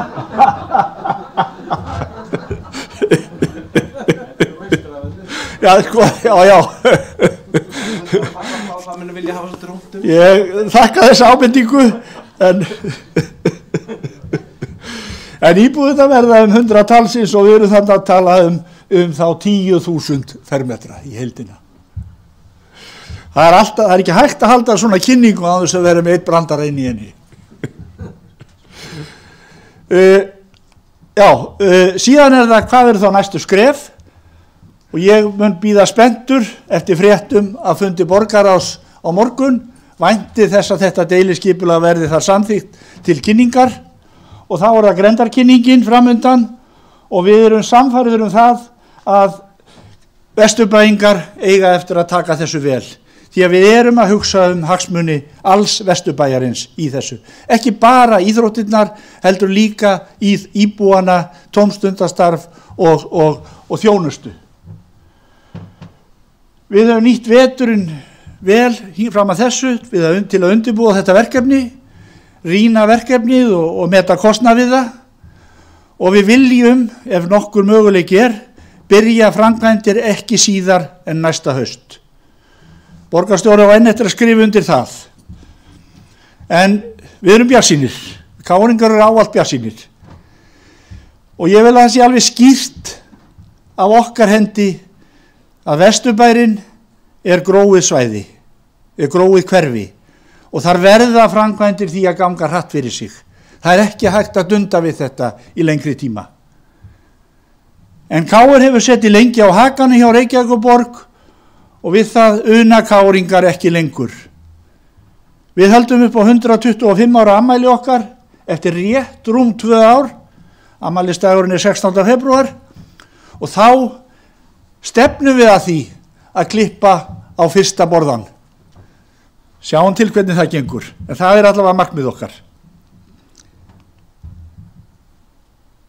Að lokum, saga KR fjallar brautarryðjendur og sigurvegara og góða þjónustu við Vesturbæinn. Með þeim framkvæmdum sem hér hafa verið kynntar ætlar KR að tryggja að svo verði áfram. Takk fyrir.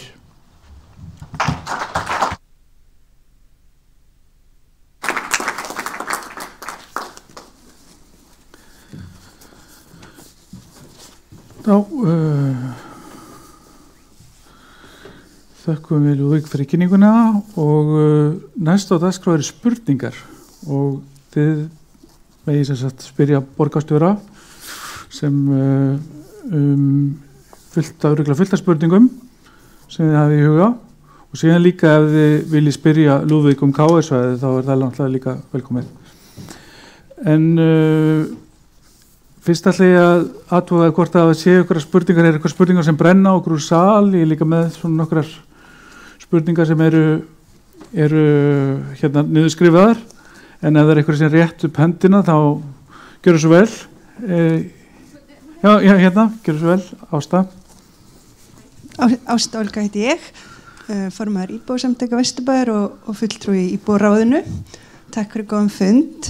Það brennur á mig spurning til Lúðvíks varandi KR-svæði. Dagur, þú fær síðan bara næstu spurningu örugglega. Takk kærlega fyrir kynninguna líka, Dagur.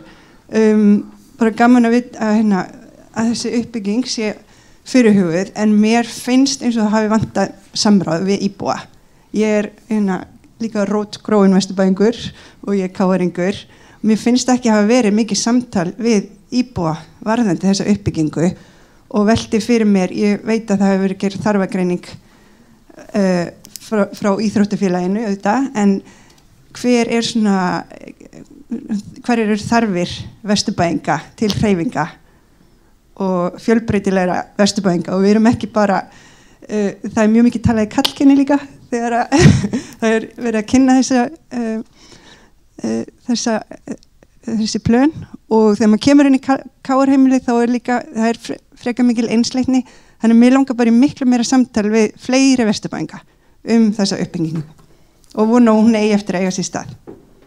Helst deiliskipulagið verið samþykkt til kynninga, af því að oft þegar deiliskipulagstillögur eru komnar til kynningar í grenndarkynningu þá er svo lítið hægt að gera, og við vitum það öll sem hefum tekið þátt í því, en bara til hamingju með þangað sem við erum komin, en fáum að taka meir þátt.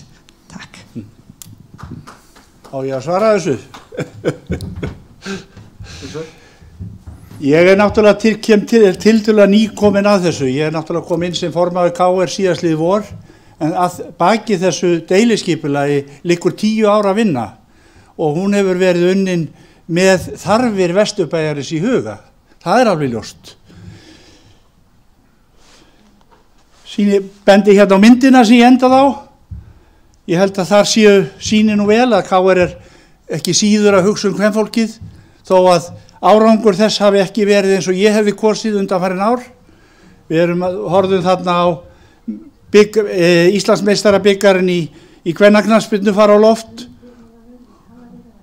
og síðan einnig sömulega Íslandsmeistara kvenna í körfubolta, síðasta lið sem vann þann titil. Og en við getum gert betur í þessu, það er engin spurning, hvað varðar kynjahlutfallið í iðkuninni. Og það er mér mjög þungbært hvað kvennaliðin í fótbolta og körfubolta, hver staða þeirra er í dag. En ég vona að það standi til bóta. Ég ætla að vona að Dagur færi ekki að tefja deiliskipulagið á morgun, en við munum halda kynningu fyrir hverfið sérstaklega, ekki svona sem hluta af kynningu hjá borginni, og þar geta menn komið sínu sjónarmiðum á færi, ég lofa þér því, og við munum skoða það eins og við best getum. En númer 1 er það að KR er náttúrulega í skelfilegri stöðu í dag. Ég gefa þér eitt dæmi hver staðan er.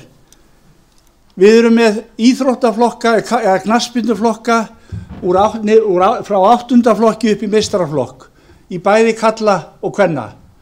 Og veistu hvaða svæði þau hafa í dag, þá er ég að tala um akkurat daginn í dag, til að æfa á? Það er 800 fermetra sparkvöllur. Þannig að við sjáum ekki hraðar breytingar í þessu, þá stefnir í algjört óefni.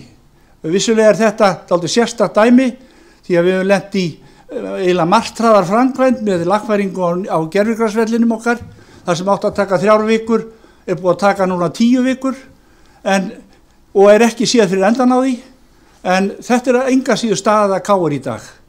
Ég veit að ég er KR sko. Takk fyrir. Já, takk fyrir og þessi svör, kannski ekki miklu við það að bæta. Ég veit þó á forstíi þá voru rýnihópar á vegum KR í hverfinu þar sem að fólk var kallað til, vegna þess að það þarf auðvitað nálgast alla grænd af nærferðni, en svo þarf auðvitað félagi líka að ráða ráðum sínum. Ég finnst vegar séð það upp í Breiðholti að því að það er búið að taka í notkun svona fjölnotahús, að notkun og möguleikar þess fyrir aðra deildir IR sem að notar það mest, til dæmis í frjálsum, bardaga, íþróttum og fleiri, er alveg ótrúlegt ef að vel staðið að hönnunni sem ég veit að stendur til. Þannig að ég held að við getum bara öll láta okkur hlakka til þessa samtals núna næstu vikurnar, og við skulum bara sammælast að eiga það. Það máttu þó ekki fara bara setjum hverfiskipulagið í gang fyrr með þarfagreiningu á hreyfi möguleikum og útivistu afþreyingu, fyrir af stað samhliða því að deiliskipulagið fyrir grenndarkynningu. Þá held ég við verðum sáttari. En við skulum... Ja. En við skulum halda fram fyrir að fara í næstu spurningu. Gjörðu svo vel. Daði Jón Þór heiti ég, íbúi í Skerjafirði. Mér langar að spyrja Dag, og ég sé að Pál hérna líka, ánægilegt. Út í landfyllinguna í Skerjafirði, fyrirhugaða. Þú sýndir áðan fagra mynd af listaverki sem var lagt í fjöruna þarna. Listaverki sem var og ætlað að minna okkur á ágang mannsins að náttúrunni. Finnst þér ekki ákveðin kaldhæðni í því að þurfa svo að grafa það listaverk upp og flytja vegna ágangs mannsins að náttúrunni? Ja, mjög heimspekileg spurning. Mér finnst þetta dálítið magnað verk. Bæði var dálítið magnað að sjá það svona manngert, þræl manngert lagt í fjöruna, þar sem að orðið náttúra var stafað, en líka ótrúlegu vitnisburður hvað fjaran sjálf margbreytileg með því að það græfist niður á ekki styttri tíma.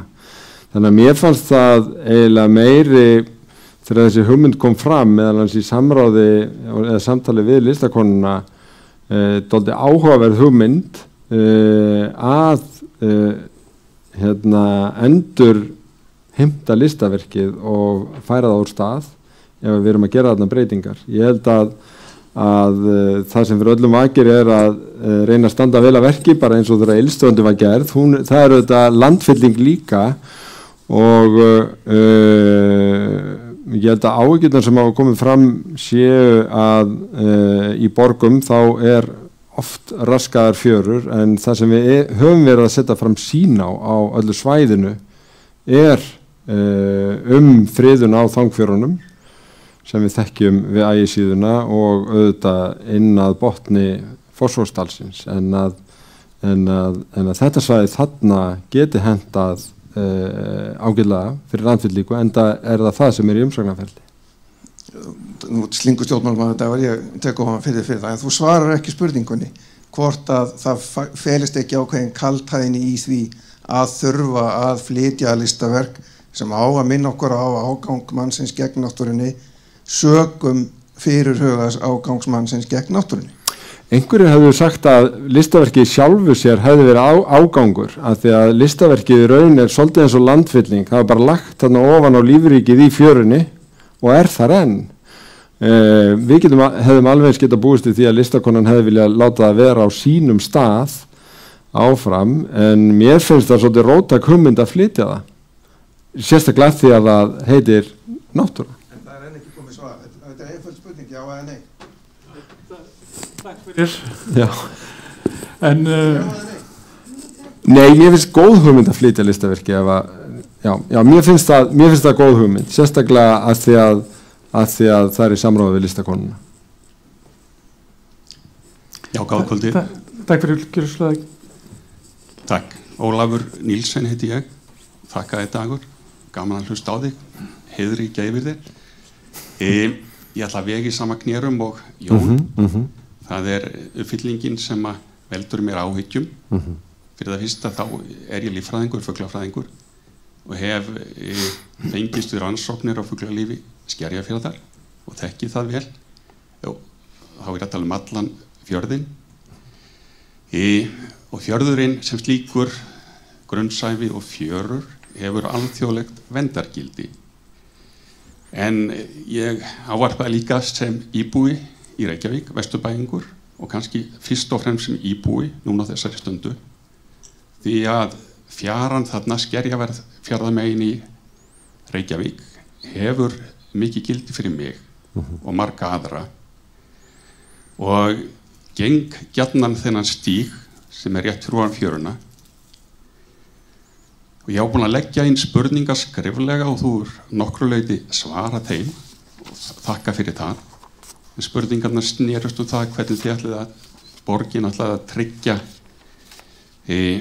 verndun fjörunar í Skerjafirði og þú sagðir að þið ætlaðu að halda áfram því góða verki, þið eru búin að friða fjörurnar í Fossvogi og hugsuðu að gera þetta sama við Ægisíðuna, en það sem að stendur út af borðinu núna, það er þessi vík sem ég kýs að kalla Gróavík. Gróirnar voru þar fyrir ofan og þetta er litla víkin þar fyrir neðan. Þessi litla vík, hún er svona sérstakur staður á þessari strandlengju. Hún er lífrík umfram aðrar fjörur hér Reykjavíkumegin og svona öll sýn til víkurnar og yfirinnar er auðveld af stígnum og þeir sem að fara stígin þeir upplifa þetta mikla fuglalíf sem er þar. Svo ég nefni eitt dæmi dagur, þá er þetta eini staðurinn, mér vitanlega, í borgarlandinu.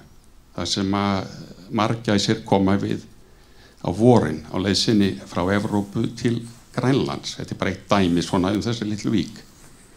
En ég lesi plöggum ykkar og það virðist einbeittur vilji þátt fyrir mótmæli að þið ætlaði að fylla upp í víkina.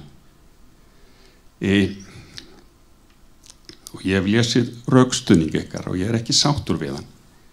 En þið boðið mótvægisaðgerðir og ég fagna því, en eins og ég hef sagt áður, ég held að þessar mótvægisaðgerðir séu í raun og veru bara tálsýn. Það sem þið bjóðið, það mun ekki raungerast. Og ég hef nefnt við annað tækifæri og vil rifja það upp og hafa það sem minn loka orð að gamalt ævintýri eftir H.C. Andersen keisaran í Kína sem átti næturgala, lifandi fugl sem söng fyrir hann á kvöldin líkt á fuglarnir í litlu víkinni syngja fyrir okkur. Lævirkin dugði ekki keisaranum, hann flæmdi hann í burtu og í staðin lét hann smíða fyrir sig upptrektan lævirkja og þetta sem að þið boðið er í raun og veru bara upptrektur lævirki. Og þið sem fjallið þetta á fundum ykkar, ég held þið ættið að lesa upp átt eða hver í sínu lagi þetta litla ævintýri og hugsa inntakið í því. Því að það sem við boðið er tálsýn, þið skemmið eitthvað sem er mikils virði og með þeim orðum þá bara þakka ég fyrir mig. Ákveðin spurning eða spurningin var komin og Dagur var að nokkru leiti búin að svara spurningunni í erindisinu fyrr, en ég vildi bara fyrst ég komin hérna og hef hann fyrir fram að mig og ég getum horst í augu. Akkurat. Þá vil ég bara segja honum mína meiningu. Já, ég bara þakka þér kærlega fyrir það og ég vil reyndar líka þakka þér og var ekki Jóhannes Ingi eða Jóhann Ingi Jóhann Óli fyrirgeðu sem að skrifið ágæta grein í Kjarnan þetta mál og veltu þar upp ýmsu. Af henni var til dæmis ekki var ljóst að það hefur farið dálítið lágt að við lögðum fram sem sagt 3 tillögur af friðunum í tengslum við þetta mál. Annars vegar Þangfjörurnar í Skerjafirði eða við Ægisíðu, síðan Grafavoginn og svo kallar Blikastaða Kró. Og þetta var eftir greiningu og er byggt á því sem að hefur verið sett fram í náttúruverndaráætlun. Við lögðum ekki til friðun þarna í það sem sumir á að kalla olíuhöfnina en þú kallar Grófarvík og það var í raun breytingi sem við vorum að gera var að þarna var gert ráð fyrir töluvert meiri landfyllingu í núverandi aðalskipulagi og þannig að við erum að minnka hana og fella hana að skipulagi að okkar mati. Ég eins vegar hef aðeins skoðað en ég er alls ekki sérfræðingur í þessu og þess vegna erum við með þetta í þessu ferli til þess að hægt sé að fara yfir rökin en Jóhannes Óli skrifaði fyrir framkvæmda aðilana býsna glögga úttekt í aðdraganda þess að landfyllingarnar í Sjálandi voru gerðar. Og þar benti hann á það að landfyllingarnar í Gufunesi 81-82 að þær leitu til dæmis til þess að sumar fuglategundir þeim fjölgaði en öðrum hugsanlega fækkaði, það væri svolítið of snemmt að segja. Þannig að þessar landfyllingar sem hafa verið að fá stimpil yfirvalda í Skerjafirðinum hinum megin þær byggja meðal annars á rannsóknum og gögnum, þannig að við töldum óhætt að setja þetta bara í faglegt ferli og fá niðurstöðu, en okkur er engin leikur í hug með því. Við hefðum ekki þurft að setja þetta í umhverfismat. Við gerum það með til þess að fá öll rök fram, því við viljum gera vel, ekki síst í umhverfismálum, en eins og ég segi þá líka umhverfisvingill á því hvert þú keyrir efninu, og það er tekið á því bæði í umhverfismati þú gerir landfyllingu en líka þú gerir hana ekki. Þá verður að gera þér grein fyrir hvert efnið fer annars, og þess vegna erum við að skoða þetta og reyna að skora þetta vel, og ég ætla alls ekki að fara að deila fræðin í þessu. Mér rámar ég að Jóhannes Óli hafi sagt að Jóhann Óli hafi sagt að þær fuglategundir sem nefnda voru í sambandi við þessa landfyllingu hefðu líka verið Garðabæjarmegin, en við skulum bara fá heildar yfirsýn yfir þetta og því að meginniðurstaðan í þessu var kannski að þetta væru afmörkuð áhrif þar sem landfyllingi verður, en ekki hætta fyrir lífríkið utan þeirra staðbundnu áhrifa. En mér finnst mikilvægt að hafa í huga að við erum að leggja til friðun á Þangfjörunni sem er hérna. Aðeins eitt varðandi margæsirnar. Já. Sem oppin af þeim er ekki í Reykjavíkurlandi. Akkurat. Reykjavíkar viljum upplifa margæsir okkar slóð af stíknum, þá er þetta eini staður. Já, þannig að þeir eru Garðabæjar og svona Kópavogsmennin ekki okkar megin. Já. Við þurfum að ferðast bæjarleið ella. Akkurat. Takk fyrir, þá er næsta spurning. Gjörðu svo vel. Kveikt á þessu. Já, ég heiti Friðbjörg Ingimarsdóttir og bý á Vesturgötu 45, ánægilegt að hitta ykkur hér. Ég er með áskorun til borgarstjóra, okkar ágæta borgarstjóra, og það er vegna viðkvæma svæðisins í gamla Vesturbænum. Það er vegna lóðan á Bræðraborgarstíg 1 og 3, og við skulum hafa þau í huga að það hét nú áður Vesturgata 47 og var eitt glæsilegasta húsið hér áður fyrr. Það eru 245 íbúar sem að undirrita áskorun. Fólk sem hefur mikinn áhuga á þessum reit er andumann, sér tækifæri, biður eitt og annað á misjöfnum forsöndum. Það eru 200 upp undir 250 manns sem biður ykkur að stíga varlega til jarðar og athuga hvað á að gera. Því það er ekki alltaf spurningum uppbyggingu, heldur líka að halda í það sem er gamalt og gott og í stíl við það sem fyrir er. Það er kannski það mikilvægasta við gamla Vesturbæinn, að þarna erum við með menningararfleifð og við erum eina elstu byggðamynstur borgarinnar og götumynd. Elstu varðveittu samfelldu húsin frá 1885 eru þarna í röð eftir að Lindagata var, hvað maður að segja, ákveðið slys Lindagötu, þannig við berum mjög mikla ábyrgð. Við vildum gjarnan, eða hluta á þessu fólki er líka mjög andum kannski að fá á þennan reit gömul hús. Okkur finnst skorta á grænt svæði fyrir íbúa á þessu stað og mikinn skort á leiksvæði fyrir börn. Þetta er ekki svæði mikillar hreyfingar í sjálfur sér, skilur við. Þetta er allt öðru sem nýja Vesturbærin. Og svo að því þessi bruni var svo stór, hann var okkur svo erfiður, fyrir utan sorglega sögu húsins síðustu 2 áratugi, þá viljum við mjög gjarnan að þarna verið minnisverði hvað mannskæðasta bruna í Reykjavík. Við vorum að vonast til og óskuðumst eindregið að Reykjavíkurborg yrði það stolt að hún myndi hugsa sig vel kaupa þetta, vegna þess að þarna eru fjárfestar sem vilja byggja allt og mikið, allt og þétt, og okkar fyrst kannski hugmyndið er að ágætar annar staðar en ekki á þessu svæði. Við erum að vonast til þess að komi til eitthvað skipti, að þetta verið tekið allan vel til greina. Með þessum undirskriftum þá sendum við bréf frá Menningarstofnun þar sem er tekið undir sjónarmið hópsins að mikilvægt sé að uppbygging á reitnum falli mjög vel að mælikvarða og yfirbragðs þessar sögulegu byggðar. Þar kemur einnig fram í úrskurði Minjastofnunar eða bréfi að það sé algjörlega óheimilt að raska húsinu á Bræðraborgarstíg 3 eða flytja það úr stað með leyfi Minjastofnunar. Bara gjöru svo vel ágæti borgarstjóri og við vonum að þessi áskorun er tekin alvarlega og við gerum þetta af umhyggju. Það er það.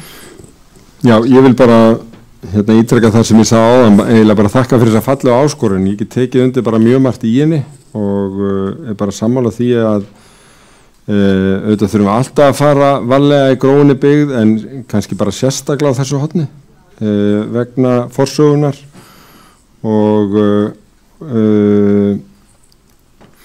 en ég vil líka bara vera svolítið opinn og hreinskilinn með það að ég get ekki kveikt væntingar að við stígum inn á kaupumreitin. Ég held að vanda skipulagsferli þar sem við pössum upp á þá hluti sem að þið að nefni áskorunni sé nær lagi á þessum staði í byggðinni og eins og ég segja að þá hafa komið fram hugmyndir, það hefur ekki verið tekið undir þær að öllu leiti þó konseptið sé mörgu leiti spennandi. Það er að segja sambýli eldri kvenna sem er kannski svona kjarnin í því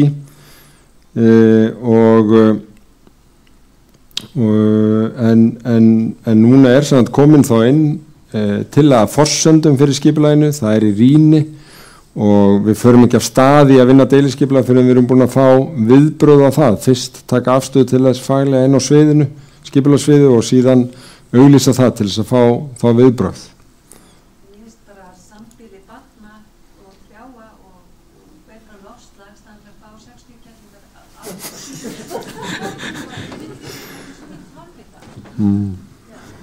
Já, ég er ekki samfærum að verði 60 og ég myndi aldrei segja kettlingar. Jú, það má alveg gera grín. Þetta er alltaf þessi heilu hugmynd og þessna megi hafa nýtingarhlutfall upp á 2/3 þarna og ríkari skuggaður, það ákvæði ekki við. Þessna erum við að biðja kaup og fáið þessa heillandi hugmyndi. Við erum í beinu streymi og fólk heyrir ekki neitt. Já, bara ekki búin að segja þetta. Ég segi bara, þetta er kannski heillandi hugmynd, ykkur staðar annar staðar það sem er meira pláss.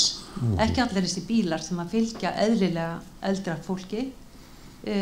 Biðjum frekar það sem börn geta notið þess betur að vera í þessum eldsta hluta staðan fyrir hann eldist of mikið.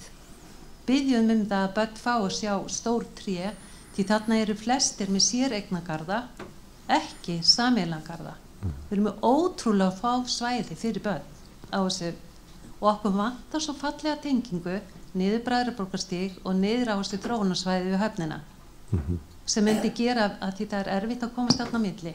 Það bara skiptir miklu máli. Já, ég tekið undir það að tengingin þannig niður Bræðraborgarstígin og að höfninni skiptir máli og það skiptir máli að rýna það í þessu samhengi, það skiptir máli að hugsa alla aldurshópa, en alls ekki útilokað á eldri heldur.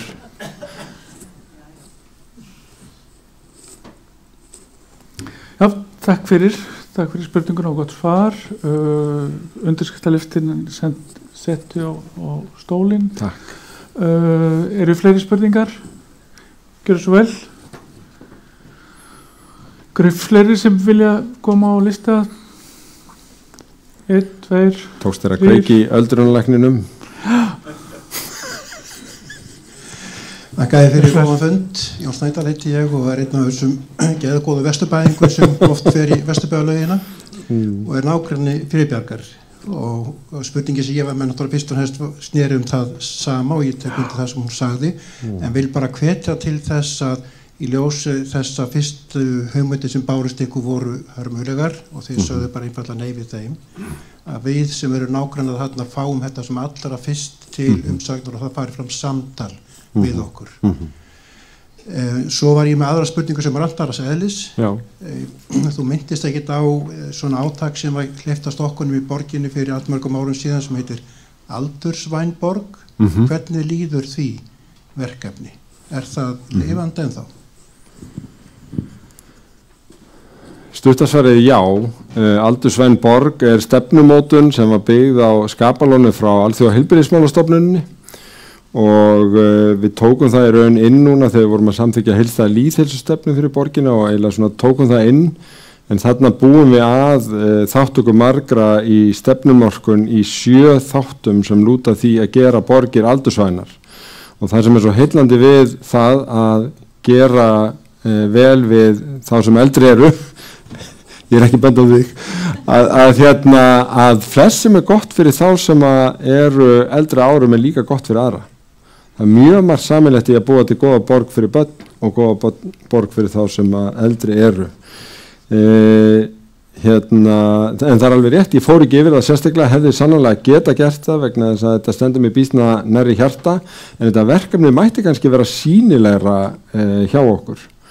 Vegna þess að þetta gengur meðal annars út á það að fótafúnir geti komið til okkar ábendingum hvar vantar bekk á leiðin út í búð.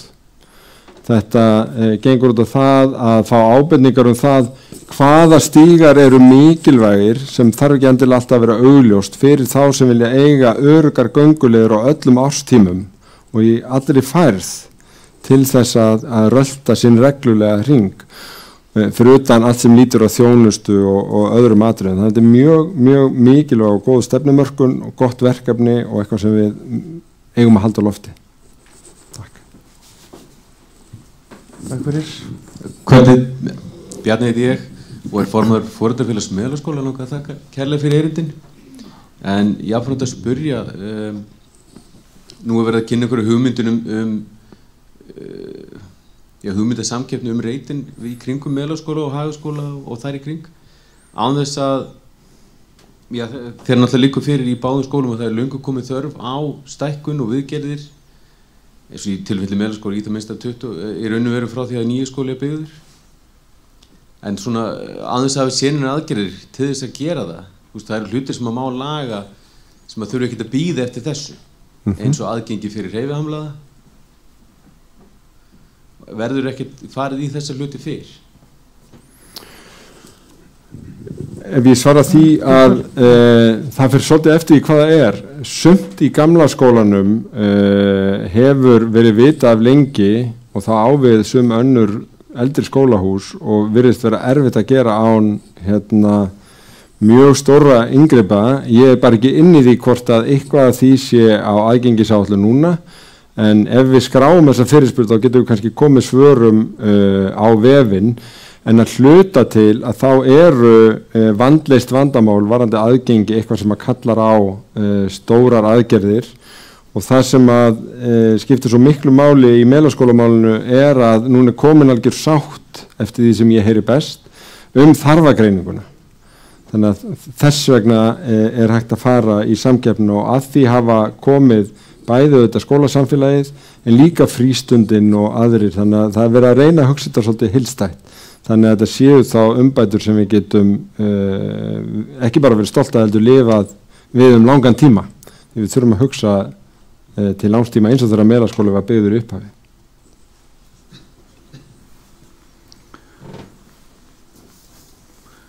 Takk fyrir. Voru fleiri spurningar? Já, inn í endasals. Við vorum, það var líka í umræðinu, vorum að ræða svolítið hvort þetta að vera tveir hlutir eða hvort þetta geti hugsanlega verið sama samkeppnin fyrir svæðið og skólana. Hefur það verið rætt svolítið? Já, okkur fannst spennandi að þetta væri ein samkeppni sem tæki á hvoru tveggja vegna þess að sko skólastarf er ekki bara inni og að leika sér úti, heldur væri þetta svolítið hlut af sömu heild og gjarnan mætti hugsa einhvern veginn samhengi við Hagaskóla inn í Hagatorgs hlutan og núna kannski eitthvað samspil við menntavísindasvið, ég veit það ekki, en þetta er einhvern veginn svona, við erum kannski hugsa skóla of mikið sem hús. Já, en gæti hugsanlega verið einn skipulega samkeppni fyrst og síðan samkeppni skólan? Eða? Já, nú þori ég bara ekki að fara út í það hvort þetta, Birgir er nefnilega arkitekt sko, hann er að spyrja hvort þessi einstrepa eða tveggjastrepa samkeppni og ég bara veit það ekki. Einn snögg spurning hérna, Hrólfur heiti ég og var að velta fyrir mig með hleðslustöður fyrir rafbíla, það var að koma þessi græna bylting í bæinn, hvort það væri þægt að fjölga þeim bara á stöðum sem voru byggður fyrir hitaveituna þar sem dreifikerfi undir þetta? Stuttarsvarið já, það bæði hægt og það eru til áætlanir það. Við vorum að taka fyrir í borgaráði tillögur alhliða orkuskipti sem ná til alls. Við höfum verið með tilraunaverkefni orkuveitunum þar sem við höfum verið að auglýsa styrki fyrir húsfélög sem hafa viljað gera þetta inn á sínum lóðum. Við erum síðan með áætlanir að nota stofnanalóðir í hverfum þar sem í sumum tilvikum eru íbúar ekki með aðstæðu til þess að geta komið í samband heima á sér. Þetta getur til dæmis verið skólalóðir þar sem að starfsfólk getur notað hleðslustöðvarna á daginn en íbúar á kvöldin og á nóttunni. En þetta gæti líka verið þessuna þjónustulóðir í eigu sem sagt verslana eða þjónustuaðila sem vildu fá þetta inn á plan hjá sér og ég vildi líka bara benda á það við erum með sérstaka ábendingagátt fyrir þá sem vilja benda okkur á áhugaverða staði til að setja niður svona stöður þar sem að fólki finnst það vanta að því við erum að reyna að gera svona heildstæða áætlun þetta og hluta því að á 350 stæðum á vegum bílastæðisjóðs verði líka hleðslustöðvar. Þannig við erum að reyna svona að koma til móts við húsfélög sem hafa aðstæður, svona stærri notendur eða stærri hópar sem hafa ekki aðstæður en svona bara vinna svolítið í samtala því við erum öll svolítið að finna út úr þessu og við getum ekki einu sinni verið alveg vissum að hleðslustöðvarnir sem þykja svona frábærir í dag verði græjurnar sem að gangi eftir 10 ár. Þetta svolítið kannski átt eftir að þróast bara eins og farsímar að þetta breytist en ég vona að verði samt ekki þannig að það úreldist á einu ári og maður þarf að skipta og eins og mig grunar að stóru farsímaframleiðendur séu farnir að gera þetta. Það grunnsanlegt hvað maður þarf að skipta þá oft en þetta mikilvægt verkefni. Takk fyrir, kannski ég kom með eina spurningu hérna sem kom að netinu frá honum Ægi Þór Steinarsinni og hann spyr stækkun á Vesturbæjarlauginni á dagskrá samhliða uppbyggingunni í hverfinu? Nei, held ég að sé svarið.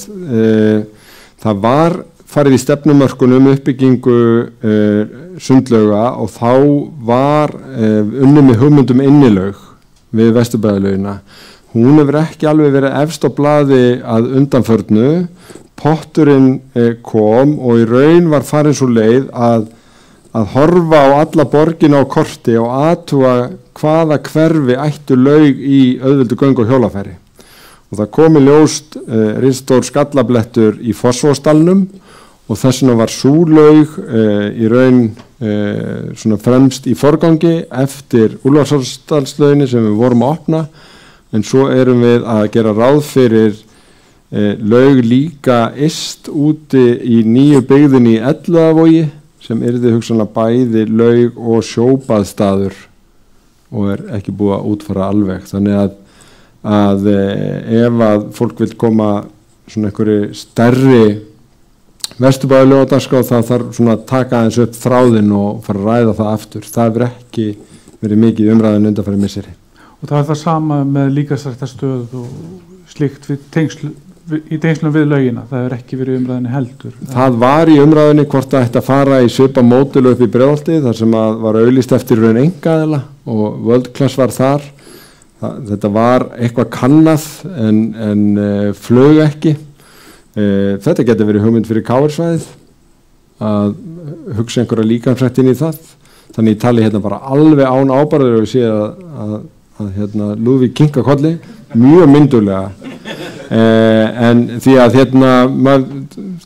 þú veist, ég held að þetta tengir svolítið við spurningu Ástu í upphafi að greina þarfir. Ég held að veri bara áhugavert í þessum verkefnum að greina þarfirnar. Það virkilega það sem hefur oft verið mikið talað í íbúðaráðinu okkar. Akkurat.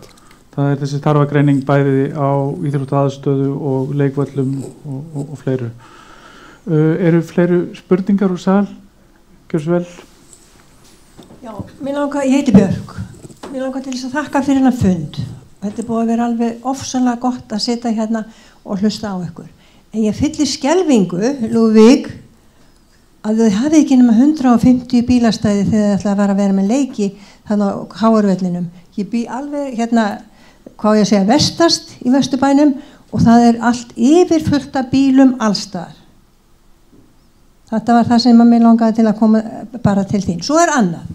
Það hefur ekkert verið tala hér að setja upp fallega styttu eftir hennar Steinunni Þórarinsdóttur sem listamaður hérna í Reykjavík. Og ég með fínan stað þar sem ég vil fá litla styttu eins og í Bankastrætinu. Veistu hvernig styttan þar? Í Bankastræti það bara brjóstmynd og ég vil endilega koma þess að framfæri að koma styttu eftir hennar Steinunni á horninu, á Framnesvegi og Lághúsvegi. Takk ykkur kærlega fyrir. Takk að þið fyrir.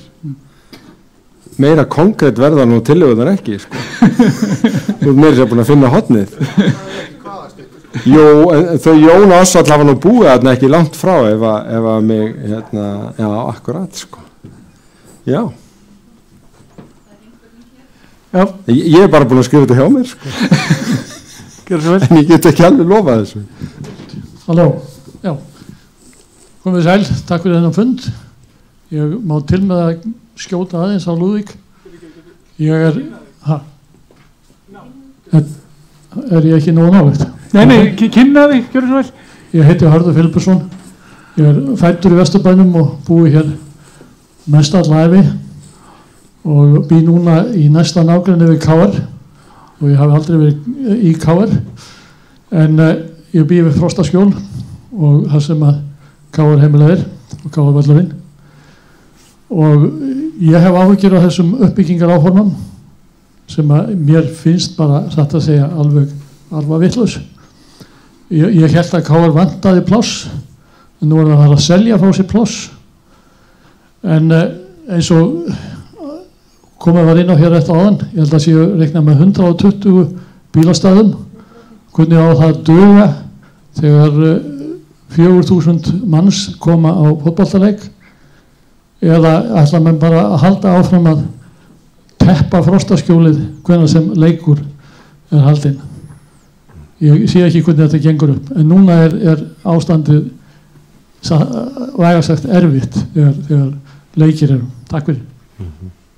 Og spurningunum var beint til borgarstjóra til Lúðvíks, gerðu svo vel. Lúðvík, getur þú? Já, gerðu svo vel. Kom með mikrofónum.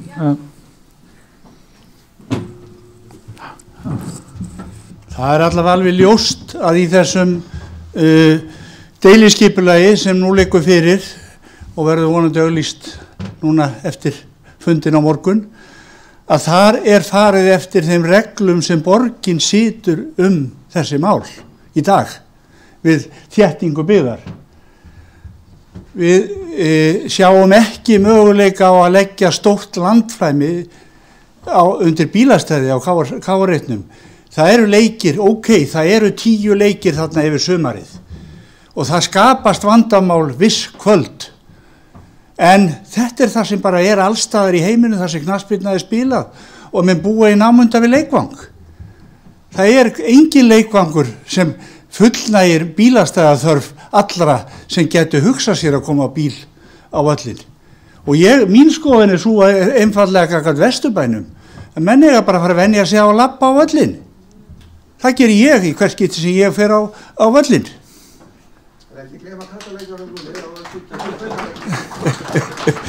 Já, þetta var nú vísvitandi í þetta skipti af því að aðsóknin að kallaleikjunum það sem skapar vandamál. Það ekki svo aðsókn að kvennaleikjunum að bílastæði séu vandamál. Því miður það þannig í dag, en það kannski breytist í framtíðinni. Já, það ekki eitt af markmiðum okkar í framtíðinni að það verði vandamál líka?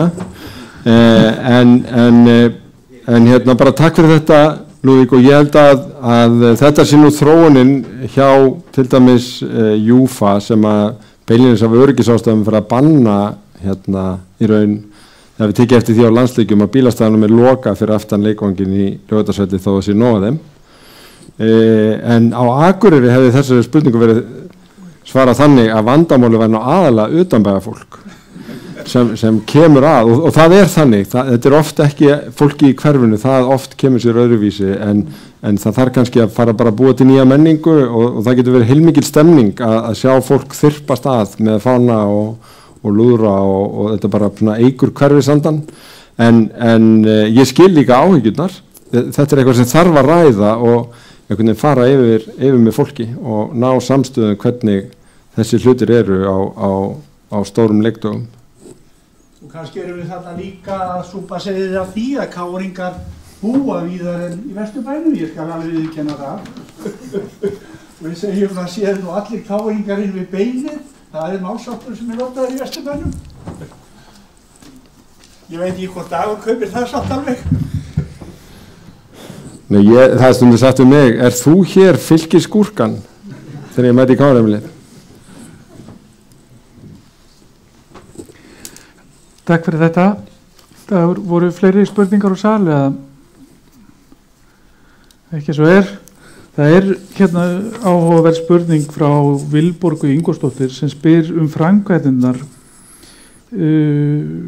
Sem sagt, hún spyr hvaða framkvæmdir eða starfsemi fyrirhugað að komi á reit bensinstöðvarna við Birkimel. Hvenær fyrirhugað að byggingaframkvæmdum á horni Ægisi og Hofsvallagötu enni reit ljúki? Ég veit ekki hvort þú getur alveg svarað þessu en þetta er áhugaverð. Nei, ég held að sé mikilvægt að svara því samt að við vitum það raun ekki núna. Það er ekki búið að skila inn einum tillögum að hálfu félagana sem að þessir samningar opna á og þar með hefur ekki verið tekið afstæða til þeirra. En á báðum reitum er gert ráð fyrir íbúðum, hugsanlega einhverju hverfis tengdir þjónustu. Já.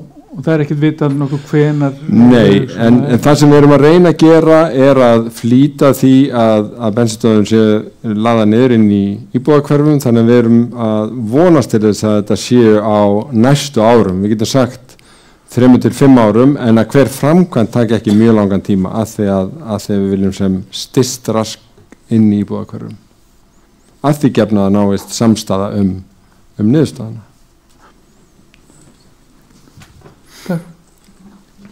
Já, þannig að við erum að, það er ekki pláss fyrir margar spurningar í viðbót, við erum að fara að klára. Er einhver sem brennur á okkur svona, erum við í lokin, er einhver spurningar svona sem... Fyrirgefðu. Okay. Ég sé hér að því að við fengum hérna nokkrar spurningar fyrirfram, hérna spurt Battavelli í hverfinu og hversuna þar sé bara einn. En þeir eru nú fleiri og kannski ágætt að rifja það upp að við höfum verið að bæta þeim við nokkur öskla á síðustu árum. 2014 kom eitt hér á lóð Vesturbæjarskóla sem var reyndar endurnýjaður í fyrra og er núna orðin upphitaður og við settum Battavöll við Grandaskóla 2018, Battavöll á lóð Melaskóla líka 2014 og svo Battavöll á lóð Hagaskóla 2018. Þannig að við höfum verið að fjölga þeim býsna hratt, meðal annars vegna ábendinga úr Vesturbænum að það veri lítið af sparkvöllum inn í hverfinu sjálfu, þannig að skólalóðarnir eru orðnar svona hreyfimiðstöðar og eiga svona lokka bæði hérna til hreyfingar og leiks. Það er frábært. Kannski ég fá að spyrja borgarstjóra einnar spurningar í lokin. Já. Varðandi Hringbrautina og við höfum lítið talað hann.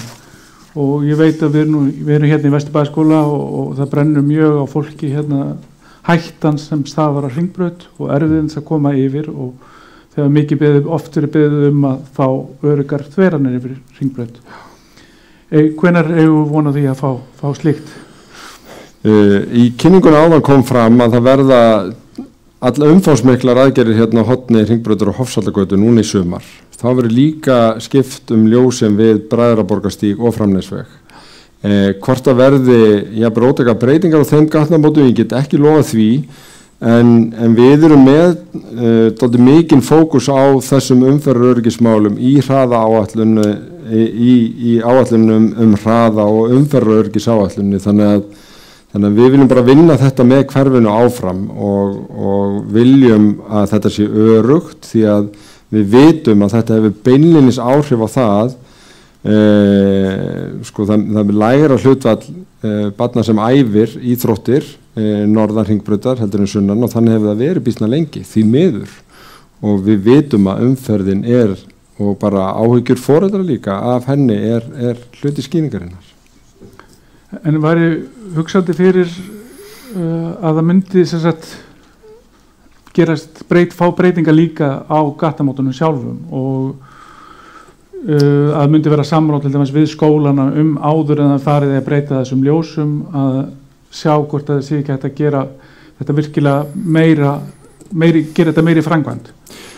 Ég er ekki viss að sé skynsamlegt að fresta því að breyta ljósunum, en við skulum alls ekki útiloka að sé skynsamlegt að setja því forgang að breyta öllum 3 gattamótunum ef það fælst í spurningunni, en ég ætla ekki að halda því fram að það veri skynsamlegt að fresta því að breyta ljósunum í samræmi við áætlunum sem liggur fyrir, en mig grunar að breytingarnar á gattamótum, Hofsvallagötu og Hringbrautar muni mælast það vel fyrir að það veri fljótt mikill stuðningur við að eitthvað slíkt eigi sér stað á hinum gattamótunum líka. Fáum við ekki uppbækjum til dæmis á götunni? Jú, ég skil það svo.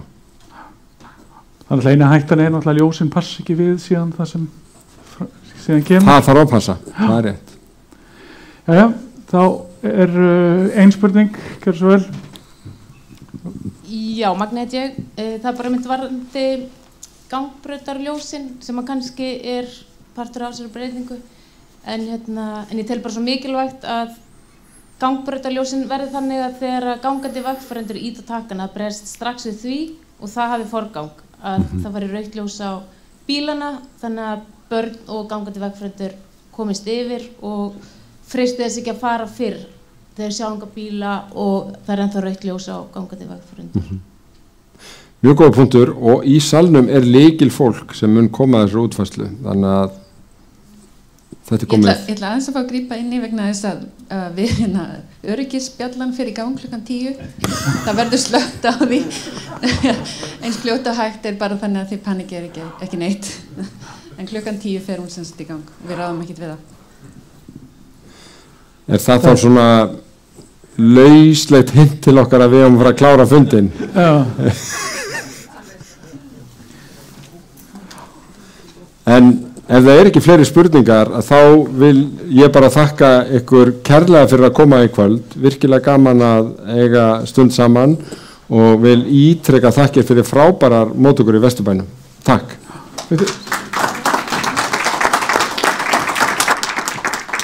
Og ég vil þakka Degi kærlega fyrir komuna og vona hann komið sem oftast til þess að hafa mikið og gott samráð við íbúa í Vesturbænum. Takk hérlega, og ég vil líka benda fólki á að það eru fundir hjá íbúaráði Vesturbæjar 3. miðvikudag í mánuði.